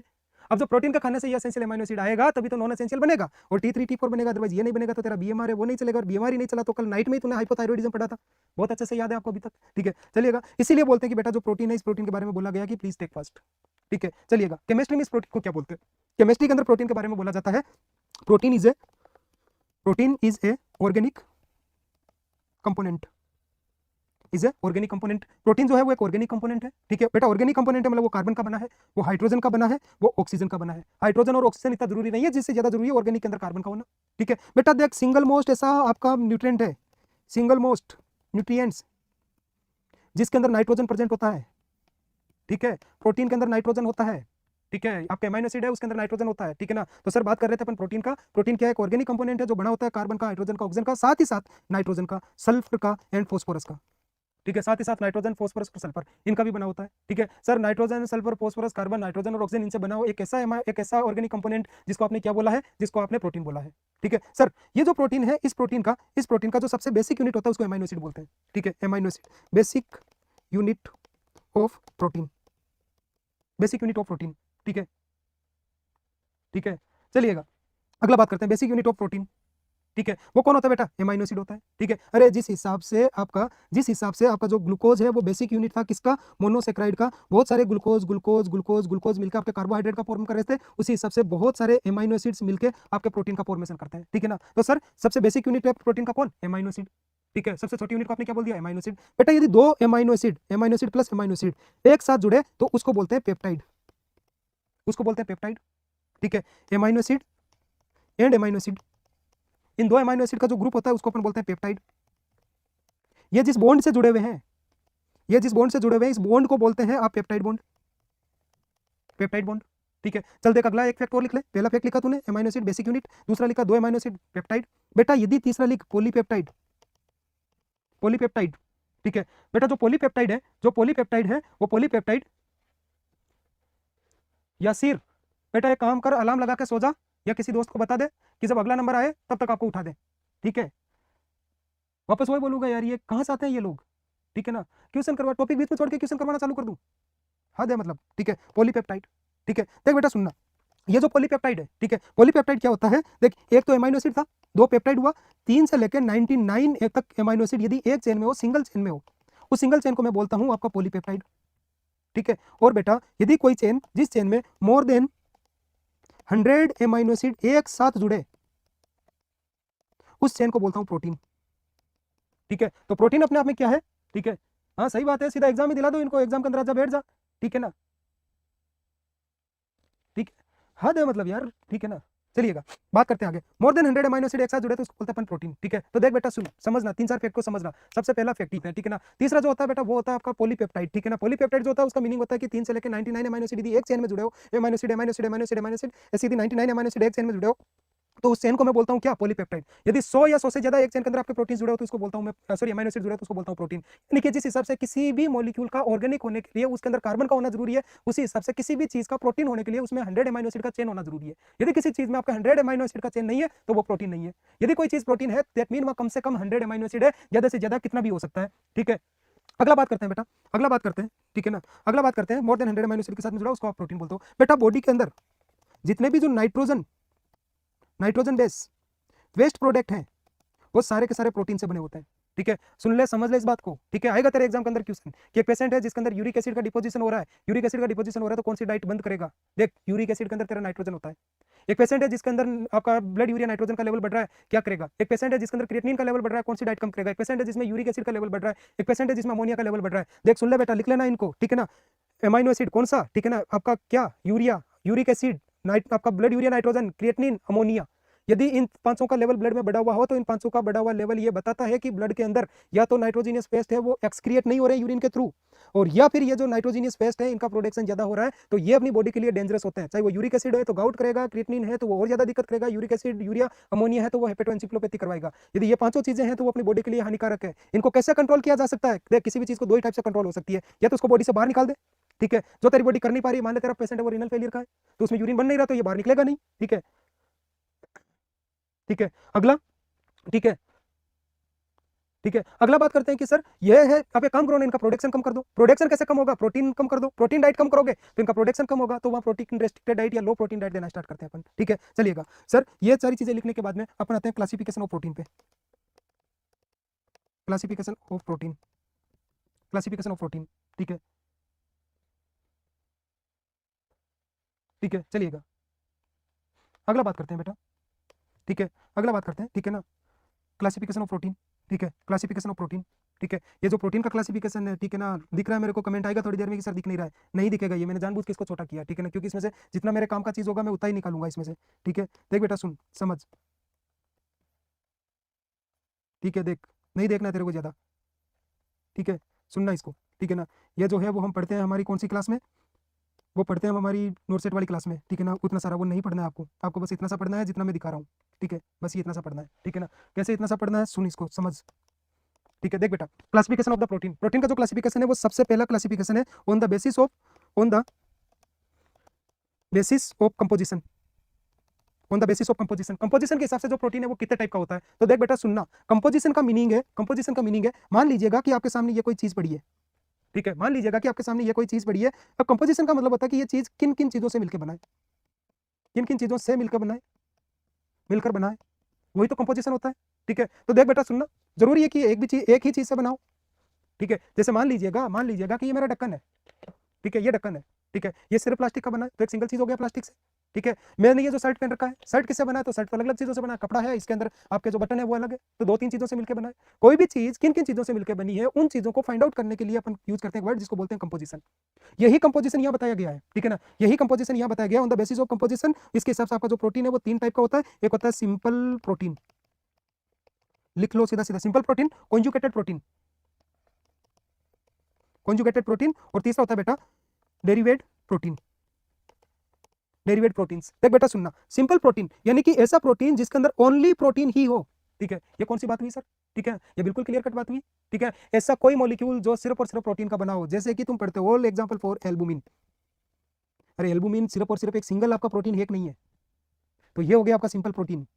देख अगला पढ़ते हैं बेटा कॉन्जुगेटेड प्रोटीन। कॉन्जुगेटेड का मतलब होता है कॉन्जुगेशन, कॉन्जुगेशन का मतलब होता है किसी के साथ जुड़ना, किसी के साथ जुड़ना, किसी के साथ जुड़ना। ठीक है, किसी के साथ जुड़ना। ठीक है ना, अच्छे से लिखो। अब क्या करें, हैंडराइटिंग भगवान ने ऐसा ही दिया है। ठीक है, सुधारेंगे इसको भी। ठीक है, कॉन्जुगेटेड का मतलब होता है किसी के साथ जुड़ना। ठीक है ना, जैसा कि आपने पढ़ा होगा, अभी अभी मैंने बोला था कि सर जो सेल मेम्ब्रेन है वो सेल मेम्ब्रेन बना होता है लाइपोप्रोटीन का। अरे यहाँ जो प्रोटीन है वो लिपिड के साथ नहीं जुड़ा है क्या ज्ञानी? और जब ये प्रोटीन लिपिड के साथ में जुड़ा है तो ये कॉन्जुगेटेड प्रोटीन हो गया, किसके साथ? लिपिड के साथ में। यानी कि जो कॉन्जुगेटेड प्रोटीन होता है, जो कॉन्जुगेटेड प्रोटीन होता है वो कॉन्जुगेटेड प्रोटीन वो होता है जो किसी के साथ जुड़ता है। जैसे कि अभी अपन ने बोला था कैसा प्रोटीन? लाइपोप्रोटीन, आपका ग्लाइकोप्रोटीन, ये सारे सारे प्रोटीन वो कॉन्जुगेटेड है। डेरिवेटिव प्रोटीन यानी कि वो प्रोटीन जिनका डेरिवेशन होता है आपकी बॉडी से, सिंथेसिस जिनका होता है, जैसे कि हार्मोन्स। ठीक है, तो डेरिवेटिव या सिंथेसिस प्रोटीन वो प्रोटीन जो आपकी बॉडी खुद बना रही है, जैसे कि हार्मोन्स। कॉन्जुगेटेड प्रोटीन वो प्रोटीन जो किसी के साथ में जुड़ा हुआ है। ठीक है ना, और तीसरा, ठीक है ना, तीसरा जो है वो क्या है? तीसरा जो है बेटा वो सिंपल प्रोटीन, वो प्रोटीन जिसमें ओनली आपका प्रोटीन का मॉलिक्यूल प्रेजेंट होता है। ठीक है, इसके अलावा जो बेटा अगला जो क्लासिफिकेशन होता है वो होता है on the basis of nutritive value. देख बेटा, इस on the basis of nutritive value को समझने से पहले एक छोटा सा कॉन्सेप्ट और समझ। ठीक है, on the basis of nutritive value, nutritive value को समझने से पहले एक छोटा सा कॉन्सेप्ट समझ कि सर अपनी बॉडी के अंदर होते हैं एमाइनो एसिड्स। ये आपका जो प्रोटीन है वो एमाइनो एसिड का बना होता है।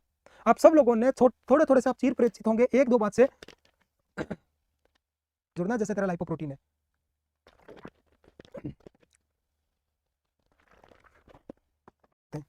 एक होता है एसेंशियल एमाइनो एसिड और दूसरा होता है नॉन एसेंशियल एमाइनो एसिड। ठीक है, सुनना बेटा इसको। ठीक है, एसेंशियल एमाइनो एसिड और नॉन एसेंशियल एमाइनो एसिड कैसे, दोनों के अंदर डिफरेंशिएशन है या फिर दोनों क्या चीजें हैं? तो देख बेटा, एसेंशियल एमाइनो एसिड वो एमाइनो एसिड्स होते हैं, एसेंशियल एमाइनो एसिड्स वो एमाइनो एसिड्स होते हैं जिनको खाने की जरूरत है, जरूरत है। ठीक है, सुनना बेटा, वो एमाइनो एसिड जिनको खाने में लेने की जरूरत है। थोड़ा सा मैं दूसरे तरीके से समझाता हूँ, वैसा समझेगा। देख बेटा, अपने जो एमाइनो एसिड्स है वो दो टाइप के होते हैं, एक होता है एसेंशियल और एक होता है नॉन एसेंशियल। ठीक है, देख सुनना, अपनी बॉडी के अंदर होती है प्रोटीन। ठीक है, जैसे प्लाज्मा प्रोटीन, ठीक है, आपका लाइपोप्रोटीन। अरे इन सब प्रोटीन को बांधने के लिए या फिर इन प्रोटीन का फॉर्मेशन होने के लिए एमाइनो एसिड की जरूरत पड़ेगी कि नहीं पड़ेगी? बेटा ये जितने भी जो एमाइनो एसिड की जरूरत पड़ती है, ये सारे के सारे एमाइनो एसिड को मैंने दो भाग में डिवाइड किया। एक वो एमाइनो एसिड जो एसेंशियल है और दूसरा है वो नॉन एसेंशियल है। एसेंशियल एमाइनो एसिड वो एमाइनो एसिड्स होते हैं जो कि खाने की जरूरत होती है, ये मेटाबॉलिक प्रोसेस के थ्रू न्यू नहीं बन सकते। ठीक है, देख अभी तक का एक सबसे बड़ा कॉम्प्लिकेशन या सबसे बड़ा एक मिसकंसेप्शन अपने दिमाग में रहता है, वो ये रहता है कि एसेंशियल एमाइनो एसिड वो है जो खाने में खाएंगे, नॉन एसेंशियल एमाइनो एसिड वो है जिनको बॉडी बनाती है। ऐसा कभी भी नहीं होता। एसेंशियल एमाइनो एसिड्स वो एमाइनो एसिड्स होते हैं जिनको आपकी बॉडी प्रोड्यूस नहीं कर सकती, उनको आपको खाने में खाना पड़ेगा। ठीक है ना, इनको खाने में खाना पड़ेगा, क्योंकि जब आप एसेंशियल एमाइनो एसिड खाओगे, जब आप एसेंशियल एमाइनो एसिड खाओगे तो बेटा एसेंशियल एमाइनो एसिड खाने से ही जो एसेंशियल एमाइनो एसिड है वो मेटाबॉलिक प्रोसेस के थ्रू द मेटाबॉलिक प्रोसेस वो कन्वर्ट होंगे नॉन एसेंशियल एमाइनो एसिड में। जब तक आप एसेंशियल एमाइनो एसिड खाने में नहीं खाओगे तब तक आपका नॉन एसेंशियल एमाइनो एसिड है वो नहीं बन सकता। ठीक है, तो सबसे पहले तो इस मिसकंसेप्शन को अपने बॉडी से बाहर निकालिएगा। ठीक है, ठीक है, इस मिसकंसेप्शन को बाहर निकालिएगा कि सर आपकी बॉडी के अंदर एसेंशियल एमाइनो एसिड है, उनको खाने में खाना चाहिए, नॉन एसेंशियल को खाने में नहीं खाना चाहिए, क्योंकि उनको बॉडी प्रोड्यूस करता है, उनको बॉडी कहीं प्रोड्यूस नहीं करता। बेटा नॉन एसेंशियल एमाइनो एसिड वो एमाइनो एसिड है जो कि मेटाबॉलिक प्रोसेस के थ्रू बनते हैं एसेंशियल एमाइनो एसिड से, और एसेंशियल एमाइनो एसिड वो एमाइनो एसिड है जो कोई भी मेटाबॉलिक प्रोसेस के थ्रू नहीं बनते। इनको तो आपको डाइट में लेना ही पड़ेगा। ठीक है, अब देख बेटा सुनना, यदि कोई डाइट, जिस डाइट के अंदर सारे के सारे यानी कि टोटल जो एसेंशियल एमाइनो एसिड है, यदि सारे के सारे एसेंशियल एमाइनो एसिड प्रेजेंट रहे, यदि किसी डाइट के अंदर सारे के सारे एसेंशियल एमाइनो एसिड आपके प्रेजेंट रहे, क्या उससे सारे के सारे नॉन एसेंशियल एमाइनो एसिड नहीं बनाए जा सकते क्या? सर बिल्कुल बनाए जा सकते हैं। ठीक है, इसीलिए ऐसा खाना जिस खाने के अंदर सारे के सारे एसेंशियल एमाइनो एसिड प्रेजेंट हो, वो खाने को मैं बोलूंगा वो खाना फुली प्रोटीन है। ठीक है, क्योंकि यदि ये खाना खाऊंगा तो नॉन एसेंशियल एमाइनो एसिड्स बनेंगे। ठीक है, ठीक है, यूनिक जानवी, बेटा तू भी सोचा फिनिश करेंगे तब आपको मैसेज कर दिया जाएगा, किसी सब कुछ चलिएगा, अपने पास में ग्लूकोज रखिएगा, वो ग्लूकोज। अगला बात करते हैं एसिड्स बनेगा और ये नॉन एसेंशियल अमीनो एसिड्स आपकी बॉडी के अंदर के जो रिमेनिंग काम है प्रोटीन के वो फुलफिल करेगा, ठीक है, alone with the essential amino acid, ठीक है। अब मेरे को एक बात बता, आपको ऐसा खाना खा रहे हो जिस खाने के अंदर सारे के सारे एसेंशियल अमीनो एसिड्स प्रेजेंट हो, तो क्या वो आपका फुल प्रोटीन नहीं हुआ क्या?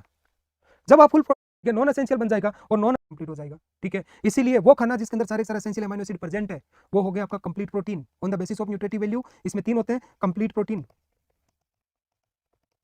पार्शियली कंप्लीट और इनकम्प्लीट। ऐसा खाना या ऐसा डाइट जिसमें सारे के सारे एसेंशियल अमीनो एसिड प्रेजेंट हो वो तो हो गया आपका कंप्लीट प्रोटीन। ऐसा डाइट जिसमें 1-2 एसेंशियल अमीनो एसिड एब्सेंट हो वो हो गया आपका पार्शियली कंप्लीट, ठीक है सर। अगला है आपका इनकम्प्लीट, जिसमें आधे से ज्यादा एसेंशियल अमीनो एसिड एब्सेंट हो, तो खाना नहीं खाने के जैसा दिख रहा है लेकिन वो खाना नहीं है।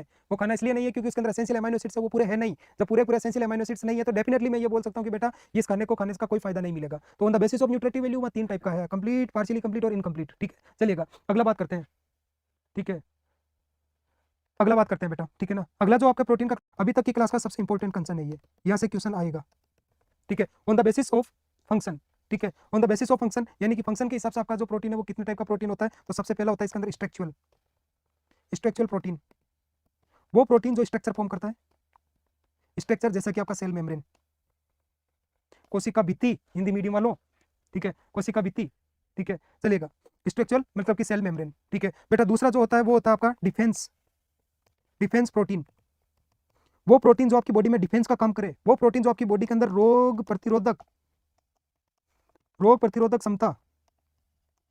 क्षमता बनाए रखे, वो प्रोटीन जो आपकी बॉडी के अंदर डिफेंस का काम करे, वो प्रोटीन जो आपके अंदर रोग प्रतिरोधक क्षमता को बढ़ाए, वो प्रोटीन, ठीक है, वो प्रोटीन जो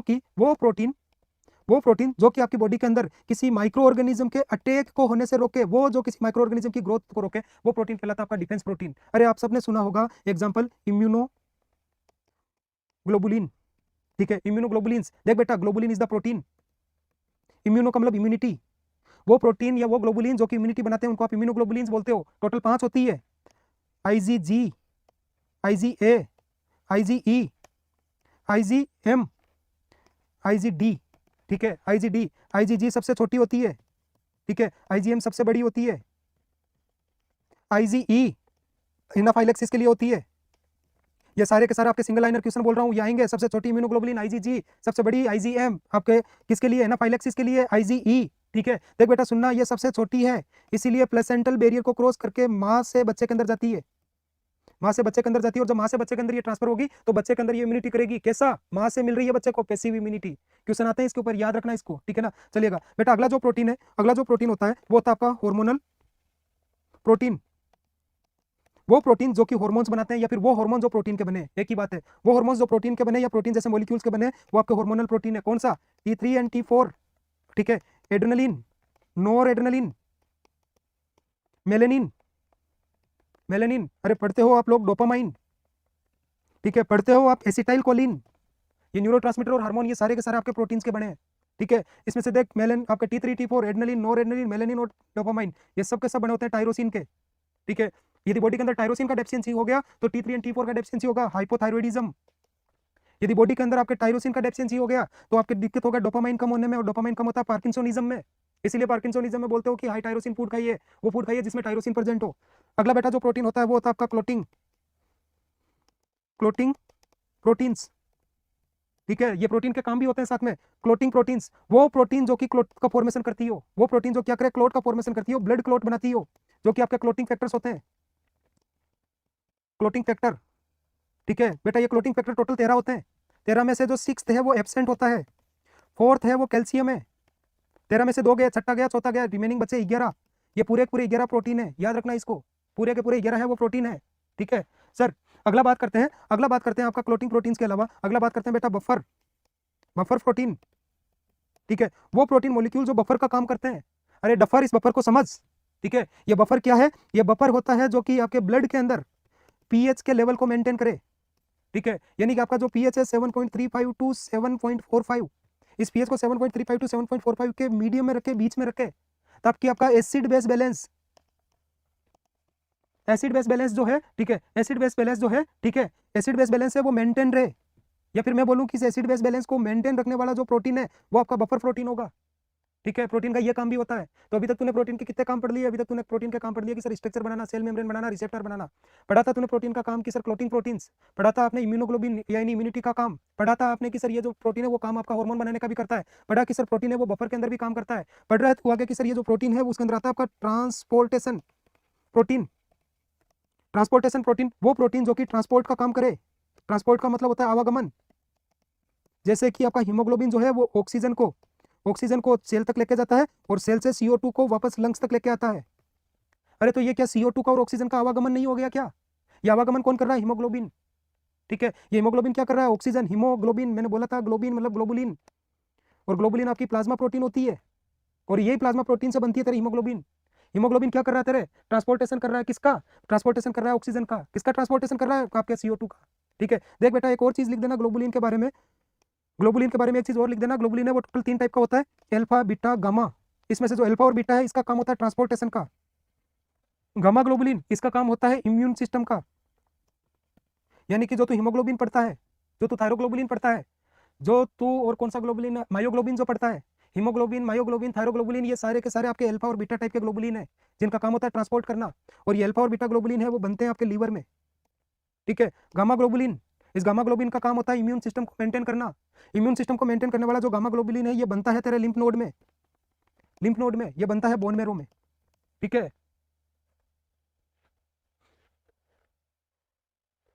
ठीक है, चलिएगा आगे बात करते हैं बेटा। ठीक है ना, आगे बात करते हैं अपन इसके बारे में। ठीक है ना, और कौन सा आपका जो प्रोटीन है वो प्रोटीन इसके साथ में अपन इसको कोरिलेट कर सकते हैं इसके साथ में कि और कौन सा प्रोटीन हो। तो बेटा एक होता है कॉन्ट्रेक्टाइल प्रोटीन। कॉन्ट्रेक्टाइल प्रोटीन वो प्रोटीन जो कॉन्ट्रेक्शन करवाए, किसका? मसल्स का। अरे आप पढ़ते हो एक्टिन और myosin and myosin, actin and myosin. तो this whole things about the protein and what this things are said. ये थिंग्स कहती है कि सर आपका जो प्रोटीन है उस प्रोटीन का जो क्लासिफिकेशन था वो फंक्शनल क्लासिफिकेशन था और फंक्शनल क्लासिफिकेशन के लिए। ठीक है, ठीक है, जो फंक्शनल आपका क्लासिफिकेशन था वो फंक्शनल क्लासिफिकेशन कुछ इस टाइप का था जिसमें देखा था कि आपका प्रोटीन है वो क्या क्या क्या क्या कैसा कैसा और कब कब आपका काम करता है। वो सारा का सारा आपने देखा है किसमें? आपके फंक्शनल प्रोटीन में। 5 7 10 आपने काम देखे हैं, वो काम इंपॉर्टेंट है, इन्हीं काम के साथ में आपका आता है। बेटा अगला एक चीज आता है इसके अंदर की जो आपका प्रोटीन है या फिर आपका जो एमाइनो एसिड है, इस एमाइनो एसिड का क्लासिफिकेशन बेटा सुन तू समझ इसको। ठीक है ना, बोलते हैं कि जो बच्चा पैदा होता है फंक्शनल प्रोटीन में 5 7 10 आपने काम देखे हैं, वो काम इंपॉर्टेंट है, इन्हीं काम के साथ में आपका आता है। बेटा अगला एक चीज आता है इसके अंदर की जो आपका प्रोटीन है या फिर आपका जो एमाइनो एसिड है, इस एमाइनो एसिड का क्लासिफिकेशन अपन ने छोड़ दिया था, लिख लीजिएगा थोड़ा। एमाइनो एसिड या classification of amino acid. Amino acid, ठीक है, देख बेटा एमाइनो एसिड क्या है? बेसिक यूनिट है कि बेसिक यूनिट है किसका? प्रोटीन का। ठीक है, ठीक है, किसका पार्ट है?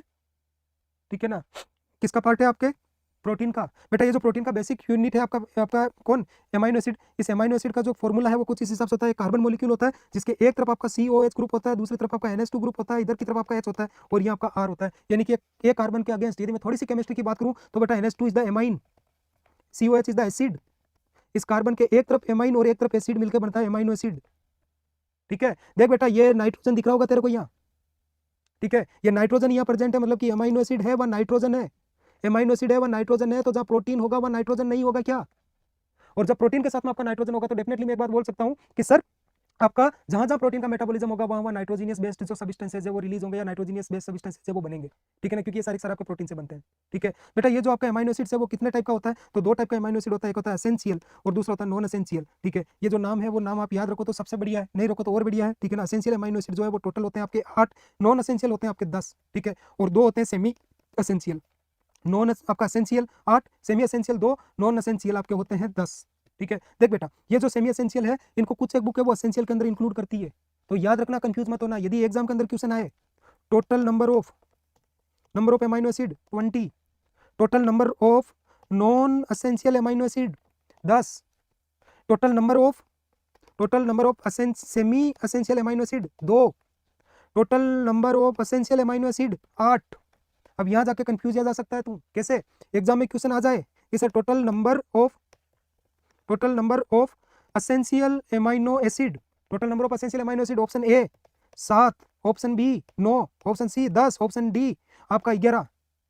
दूसरे इसी क्वेश्चन का ऑप्शन आया ए 7, बी 8, सी 9, डी 10। तो देख बेटा यदि 8 ऑप्शन में नहीं दिख रहा हो तो 10 सही होगा, यदि 8 ऑप्शन में हो तो ये करना है और जय माता जी का नाम ले लेना है, क्योंकि हमें नहीं पता कि जो इस भाई साहब ने इस MCQ को बनाया उन्होंने कौन सी बुक रेफर की है।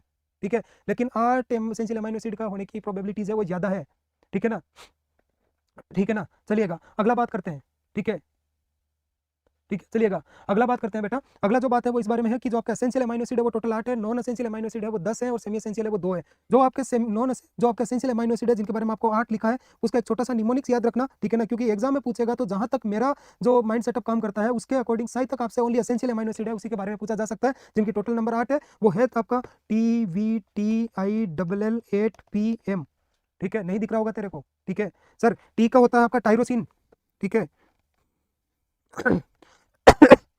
जो टी है उससे आता है आपका थ्रियोनिन, थ्रियोनिन, ठीक है। V valine, valine. T tryptophan, tryptophan, ठीक है। I isoleucine, isoleucine. L lysine, ठीक है। L leucine. 8 P phenylalanine, phenylalanine. M M का आपका मिथियोनिन, मिथियोनिन, ठीक है। देख बेटा टीवी टिल 8 PM, ठीक है, टीवी टिल 8 PM, ठीक है। टीवी टिल 8 PM, टी का थ्रियोनिन, वी का वेलिन, टी का ट्रिप्टोफेन, ठीक है, मेरे पीछे पीछे बोलना, TVTILL 8 PM, टोटल हो गए 8। कौन सा देख, टी का थ्रियोनिन, टी का थ्रियोनिन, वी का वेलिन, टी का वापस आपका ट्रिप्टोफेन, आई का आइसोल्यूसिन, एल लाइसिन आपका ल्यूसिन, टीवी टिल 8 का 8, पी का फेनाइलएलानिन और एम का मिथियोनिन। ये टोटल होता है आपका एसेंशियल एमाइनो एसिड, ठीक है। 2 सेमी एसेंशियल होते हैं, ठीक है, 2 सेमी एसेंशियल होते हैं, उनका भी याद रख लीजिएगा, ठीक है। Arginine, arginine and histidine, arginine and arginine and histidine, histidine, arginine and histidine,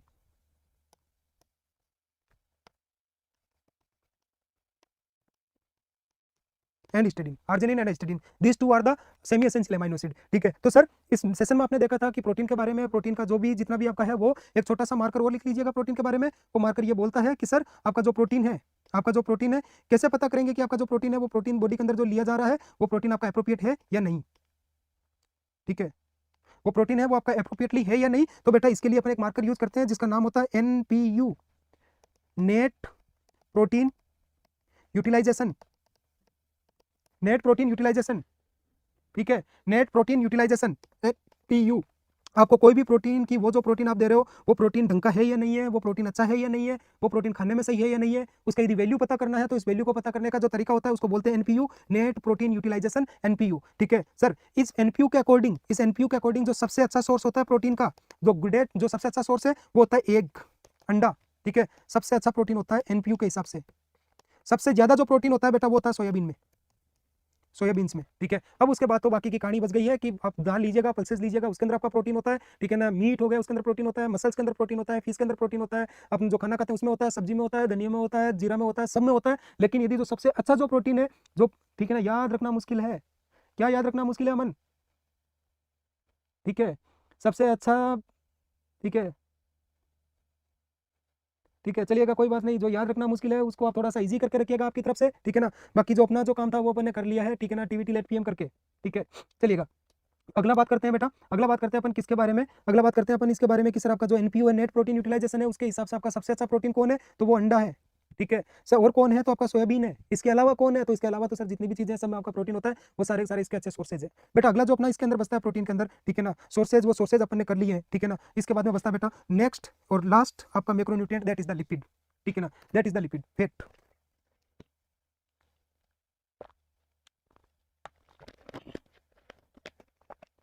ठीक है। चलिएगा अगला बात करते हैं बेटा लिपिड, फैट, ठीक है ना। जल्दी जल्दी इसको पूरा करते हैं आपका फैट को।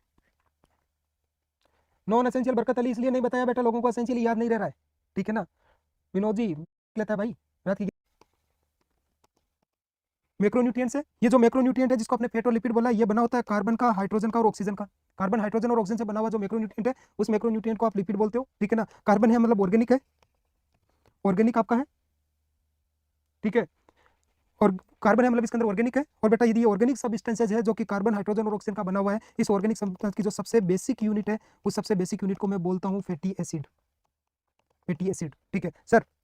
ये आपका फैटी एसिड, फैटी एसिड। ठीक है सर, ये जो फैटी एसिड है वो फैटी एसिड एक्जैक्टली होता क्या, या फिर ये जो फैटी एसिड है वो कैसा होता है, जिस हिसाब से आपका जो मोनोसेक्राइड है या फिर आपका कार्बोहाइड्रेट है वो OH पॉलीहाइड्रोक्सी के साथ में कीटोन या एल्डिहाइड के साथ जुड़ा था। जैसा आपका जो आपका ये एमाइनो एसिड है उसमें कार्बन के साथ में COH, एक तरफ आपका NH और एक तरफ आपका H और R जुड़ा था। वैसे ये जो फैटी एसिड है, इस फैटी एसिड का जो केमिकल स्ट्रक्चर है वो कैसा होता है, तो सर इसका जो केमिकल स्ट्रक्चर होता है वो होता है आपका एक तरफ मेथाइल ग्रुप यानी कि CH3 और दूसरी तरफ इसके अंदर होता है बेटा, दूसरी तरफ इसके अंदर होता है आपका कार्बोक्सिल ग्रुप COOH।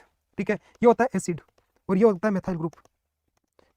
ठीक है, देख बेटा, ऐसा कोई भी केमिकल या ऐसा कोई भी मॉलिक्यूल जिसमें एक तरफ आपका मेथाइल ग्रुप हो और दूसरी तरफ आपका एसिडी ग्रुप हो, इन मेथाइल और एसिडी ग्रुप के बीच में यदि कोई कार्बन की चेन हो तो उस कार्बन की चेन वाले मॉलिक्यूल को आप फैटी एसिड बोलेंगे। उस चेन वाले मॉलिक्यूल के कार्बन को आप क्या बोलोगे, फैटी एसिड बोलोगे। अरे बेटा देखिए, ये कार्बन है वो कितने होंगे, वो कितने भी हो सकते हैं, ज्यादा संख्या में होते हैं बाकी की तुलना में ज्यादा संख्या में होता है। और जब बाकी की तुलना में ज्यादा संख्या में होता है तो इसी वजह से ज्यादा कार्बन है तो बेटा इसका जो मेटाबॉलिज्म है वो लंबे टाइम तक चलेगा, और जब लंबे टाइम तक चलेगा तो जितना जितना लंबा मेटाबॉलिज्म होगा उतना ही उसमें ATP का प्रोडक्शन या कैलोरी का जो प्रोडक्शन है वो ज्यादा होगा, और जितना ज्यादा होगा इसीलिए आपका जो फैट है वो मैक्सिमम एनर्जी देता है कितना, 1 gram fat equal to 9 kilo calorie आपका एनर्जी वो प्रोवाइड करता है। ठीक है, दैट्स ऑल। ठीक है, अगला बात करते हैं बेटा। ठीक है ना, अगला बात करते हैं, छोटा सा बात है वो क्या है कि सर एक तरफ आपका मेथाइल ग्रुप और दूसरी तरफ कौन सा आपका कार्बोक्सिल ग्रुप, इन दोनों मेथाइल और कार्बोक्सिल ग्रुप के बीच में जो आपके कार्बन का चेन है उस कार्बन के चेन वाले मॉलिक्यूल को मैं क्या बोलता हूं बेटा, फैटी एसिड बोलता हूं। इसमें जो कार्बन है वो आपका इसकी बजाय किसकी बजाय, कार्बोहाइड्रेट और प्रोटीन की बजाय कार्बन है वो ज्यादा है, तो जब ज्यादा कार्बन होगा तो इसका मेटाबॉलिज्म है वो लंबा चलेगा, और जब मेटाबॉलिज्म लंबा चलेगा तो डेफिनेटली मैं बोल सकता हूं कि लंबा मेटाबॉलिज्म चलने की वजह से इसके अंदर जो एनर्जी है वो ज्यादा उत्पन्न होगी, और ज्यादा उत्पन्न होगी तो ये जो फैट है वो 1 gram fat equal to 9 kilo calorie आपका फैट देता है। ठीक है सर, ये जो आपका फैटी एसिड है वो कितना टाइप का होता है, फैटी एसिड कितने टाइप का होता है, तो देख बेटा इसके बारे में बहुत सारी चीजें आपके सामने आती है। एक आती है आपकी लॉन्ग चेन फैटी एसिड, एक आता है आपका शॉर्ट चेन। ठीक है, एक आता है आपका सेचुरेटेड फैटी एसिड, एक आता है अनसेचुरेटेड फैटी एसिड। ठीक है, देख क्या होता है लॉन्ग चेन और शॉर्ट चेन, क्या होता है सेचुरेट और अनसेचुरेट। ठीक है, देख बेटा सुनना, बोला है कि एक तरफ आपका मेथाइल ग्रुप है और दूसरी तरफ आपका कार्बोक्सिल ग्रुप है। इन मेथाइल ग्रुप और कार्बोक्सिल ग्रुप के बीच में यदि कार्बन है वो ज्यादा अमाउंट में है तो जितना ज्यादा होगा उतना ही वो फैटी एसिड लंबा होगा या नहीं होगा, वो लॉन्ग चेन फैटी एसिड हो गया। यदि इनके अंदर कम कार्बन मॉलिक्यूल है तो कम होगा तो वो जो चेन है वो छोटा होगा या नहीं होगा। ठीक है ना, वो जो आपका है वो हो गया आपका, ठीक है, वो हो गया आपका शॉर्ट चेन फैटी एसिड। ठीक है, लॉन्ग चेन फैटी एसिड वो फैटी एसिड जिसके अंदर ज्यादा कार्बन मॉलिक्यूल्स है, शॉर्ट चेन फैटी वो फैटी एसिड जिसके अंदर क्या है आपका कम कार्बन मॉलिक्यूल है, उनको अपन ने बोल दिया लॉन्ग चेन और शॉर्ट चेन। ठीक है, अगला होता है सेचुरेट और अनसेचुरेट फैटी एसिड। देख बेटा सुनना, सेचुरेशन और अनसेचुरेट फैटी एसिड को समझने से पहले एक चीज तू ये समझना, ठीक है ना, कि सर CH3 और COOH इसके बीच में carbon carbon carbon carbon carbon और ये आपका COH। ठीक है, देख बेटा सुनना, ठीक है ना, केमिस्ट्री बहुत सिंपल है। ठीक है, 7th 8th क्लास की केमिस्ट्री के अंदर आपने 2-3 चीजें वो पढ़ ली होगी। ठीक है ना, मेरे को नहीं समझ में आता कि अभी जो है वो आपका कितना क्या होगा, ठीक है ना, कितना समझ पा रहे हो या कितना नहीं समझ पा रहे हो, लेकिन एक चीज को समझना कि बेटा देख, सेचुरेशन का मीनिंग क्या होता है, सेचुरेशन का मीनिंग होता है संतृप्त होना। सेचुरेशन का मीनिंग होता है संतृप्त होना। संतृप्त का मतलब होता है किसी चीज से फुल भरना, ठीक है ना। जैसे कि देख सुन, तू बोलता तेरा SpO2 लेवल जो है वो 100% है। इस 100% का मीनिंग क्या है, इस 100% का मीनिंग है कि तेरा जो हीमोग्लोबिन मॉलिक्यूल था उस हीमोग्लोबिन मॉलिक्यूल का काम था कि 4 ऑक्सीजन के मॉलिक्यूल अपने साथ में कैरी करे। ठीक है, सुनना बेटा, इस हीमोग्लोबिन का काम था कि 1 haemoglobin molecule is responsible to carry out the 4 molecule of oxygen. यदि आपका ये हीमोग्लोबिन, सुनना बेटा, यदि आपका ये हीमोग्लोबिन ऑक्सीजन के चारों मॉलिक्यूल को एक साथ कैरी आउट कर रहा है, इसका मतलब ये एक ऑक्सीजन से फुल भरा हुआ है, इससे ज्यादा ऑक्सीजन इसमें नहीं आ सकती। इसका मतलब इसके अंदर जो ऑक्सीजन का सेचुरेशन है वो 100% है। सर अब यदि इस हीमोग्लोबिन में आपका ऑक्सीजन पूरा 100% ना हो, कम हो जाए, 90% हो जाए, मतलब कि वो अनसेचुरेट है, फुली सेचुरेट नहीं है। अनसेचुरेट है वो, उसमें 10% और आ सकता है, मतलब कि उसकी जितनी कैपेसिटी थी उतना उसने ऑक्सीजन को कैरी नहीं किया है। हो सकता है वहाँ ऑक्सीजन नहीं हो, और जब ऑक्सीजन नहीं हो तो ऑक्सीजन ही नहीं है तो बेटा बेचारा हीमोग्लोबिन है वो कहाँ से लाएगा। इसी वजह से जब रेस्पिरेटरी डिस्ट्रेस होता है, जब रेस्पिरेशन का प्रॉब्लम होता है तो ऑक्सीजन ही नहीं होता, हीमोग्लोबिन कहाँ से ऑक्सीजन लेकर आए, और जब ऑक्सीजन हीमोग्लोबिन नहीं लाएगा तो वो पूरा का पूरा सेचुरेट नहीं होगा, और पूरा सेचुरेट नहीं होगा तो आपका SpO2 लेवल है वो कम दिखाई देता है।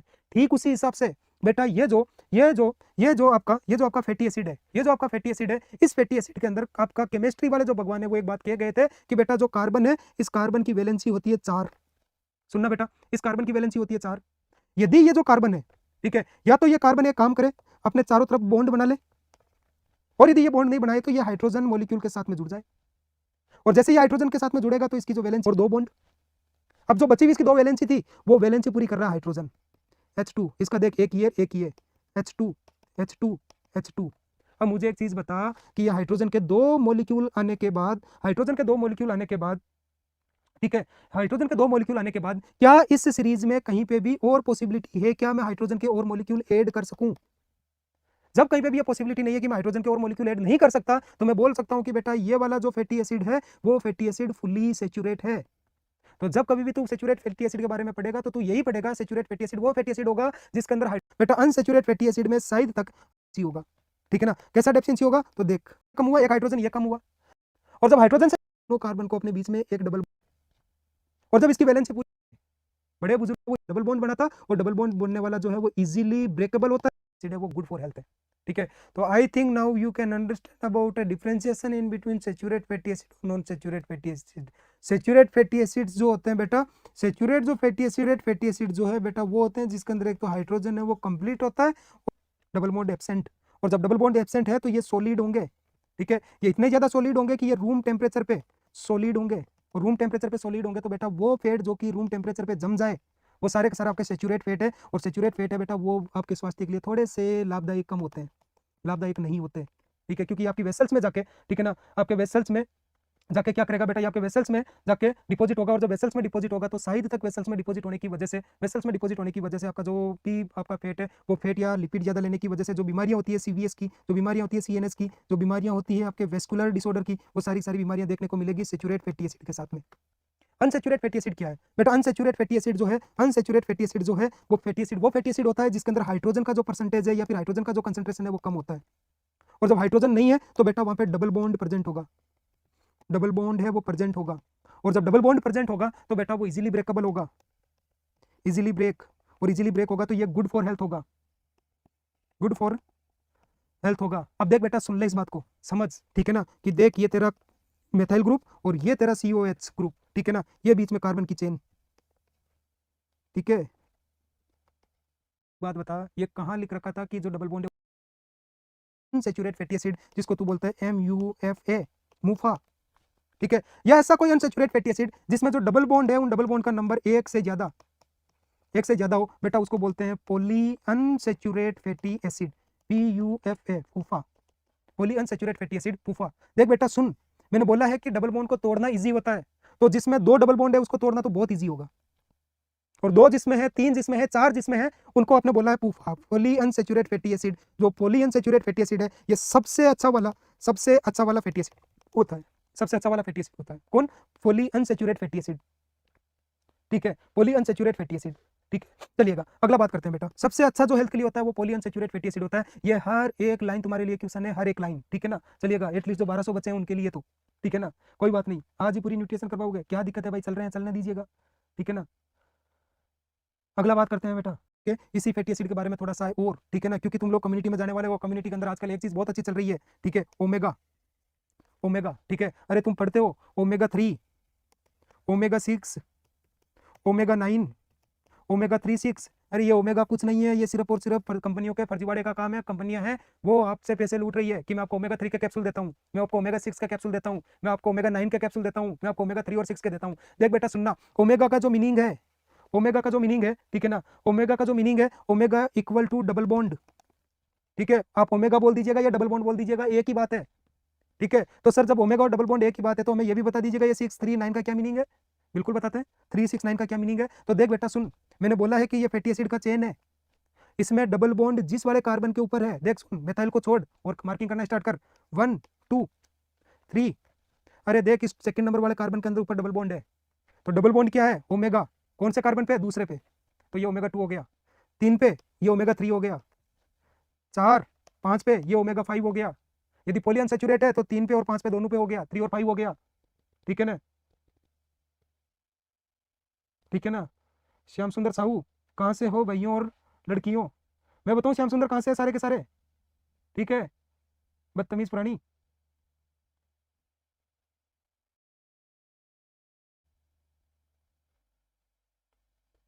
मैं बताऊं तेरे को कहाँ से हूँ, तू एक बार बता मेरे को कि कमेंट करके कि तू कहाँ से है, फिर मैं तेरे को बताता हूँ ये बाकी कहाँ से है।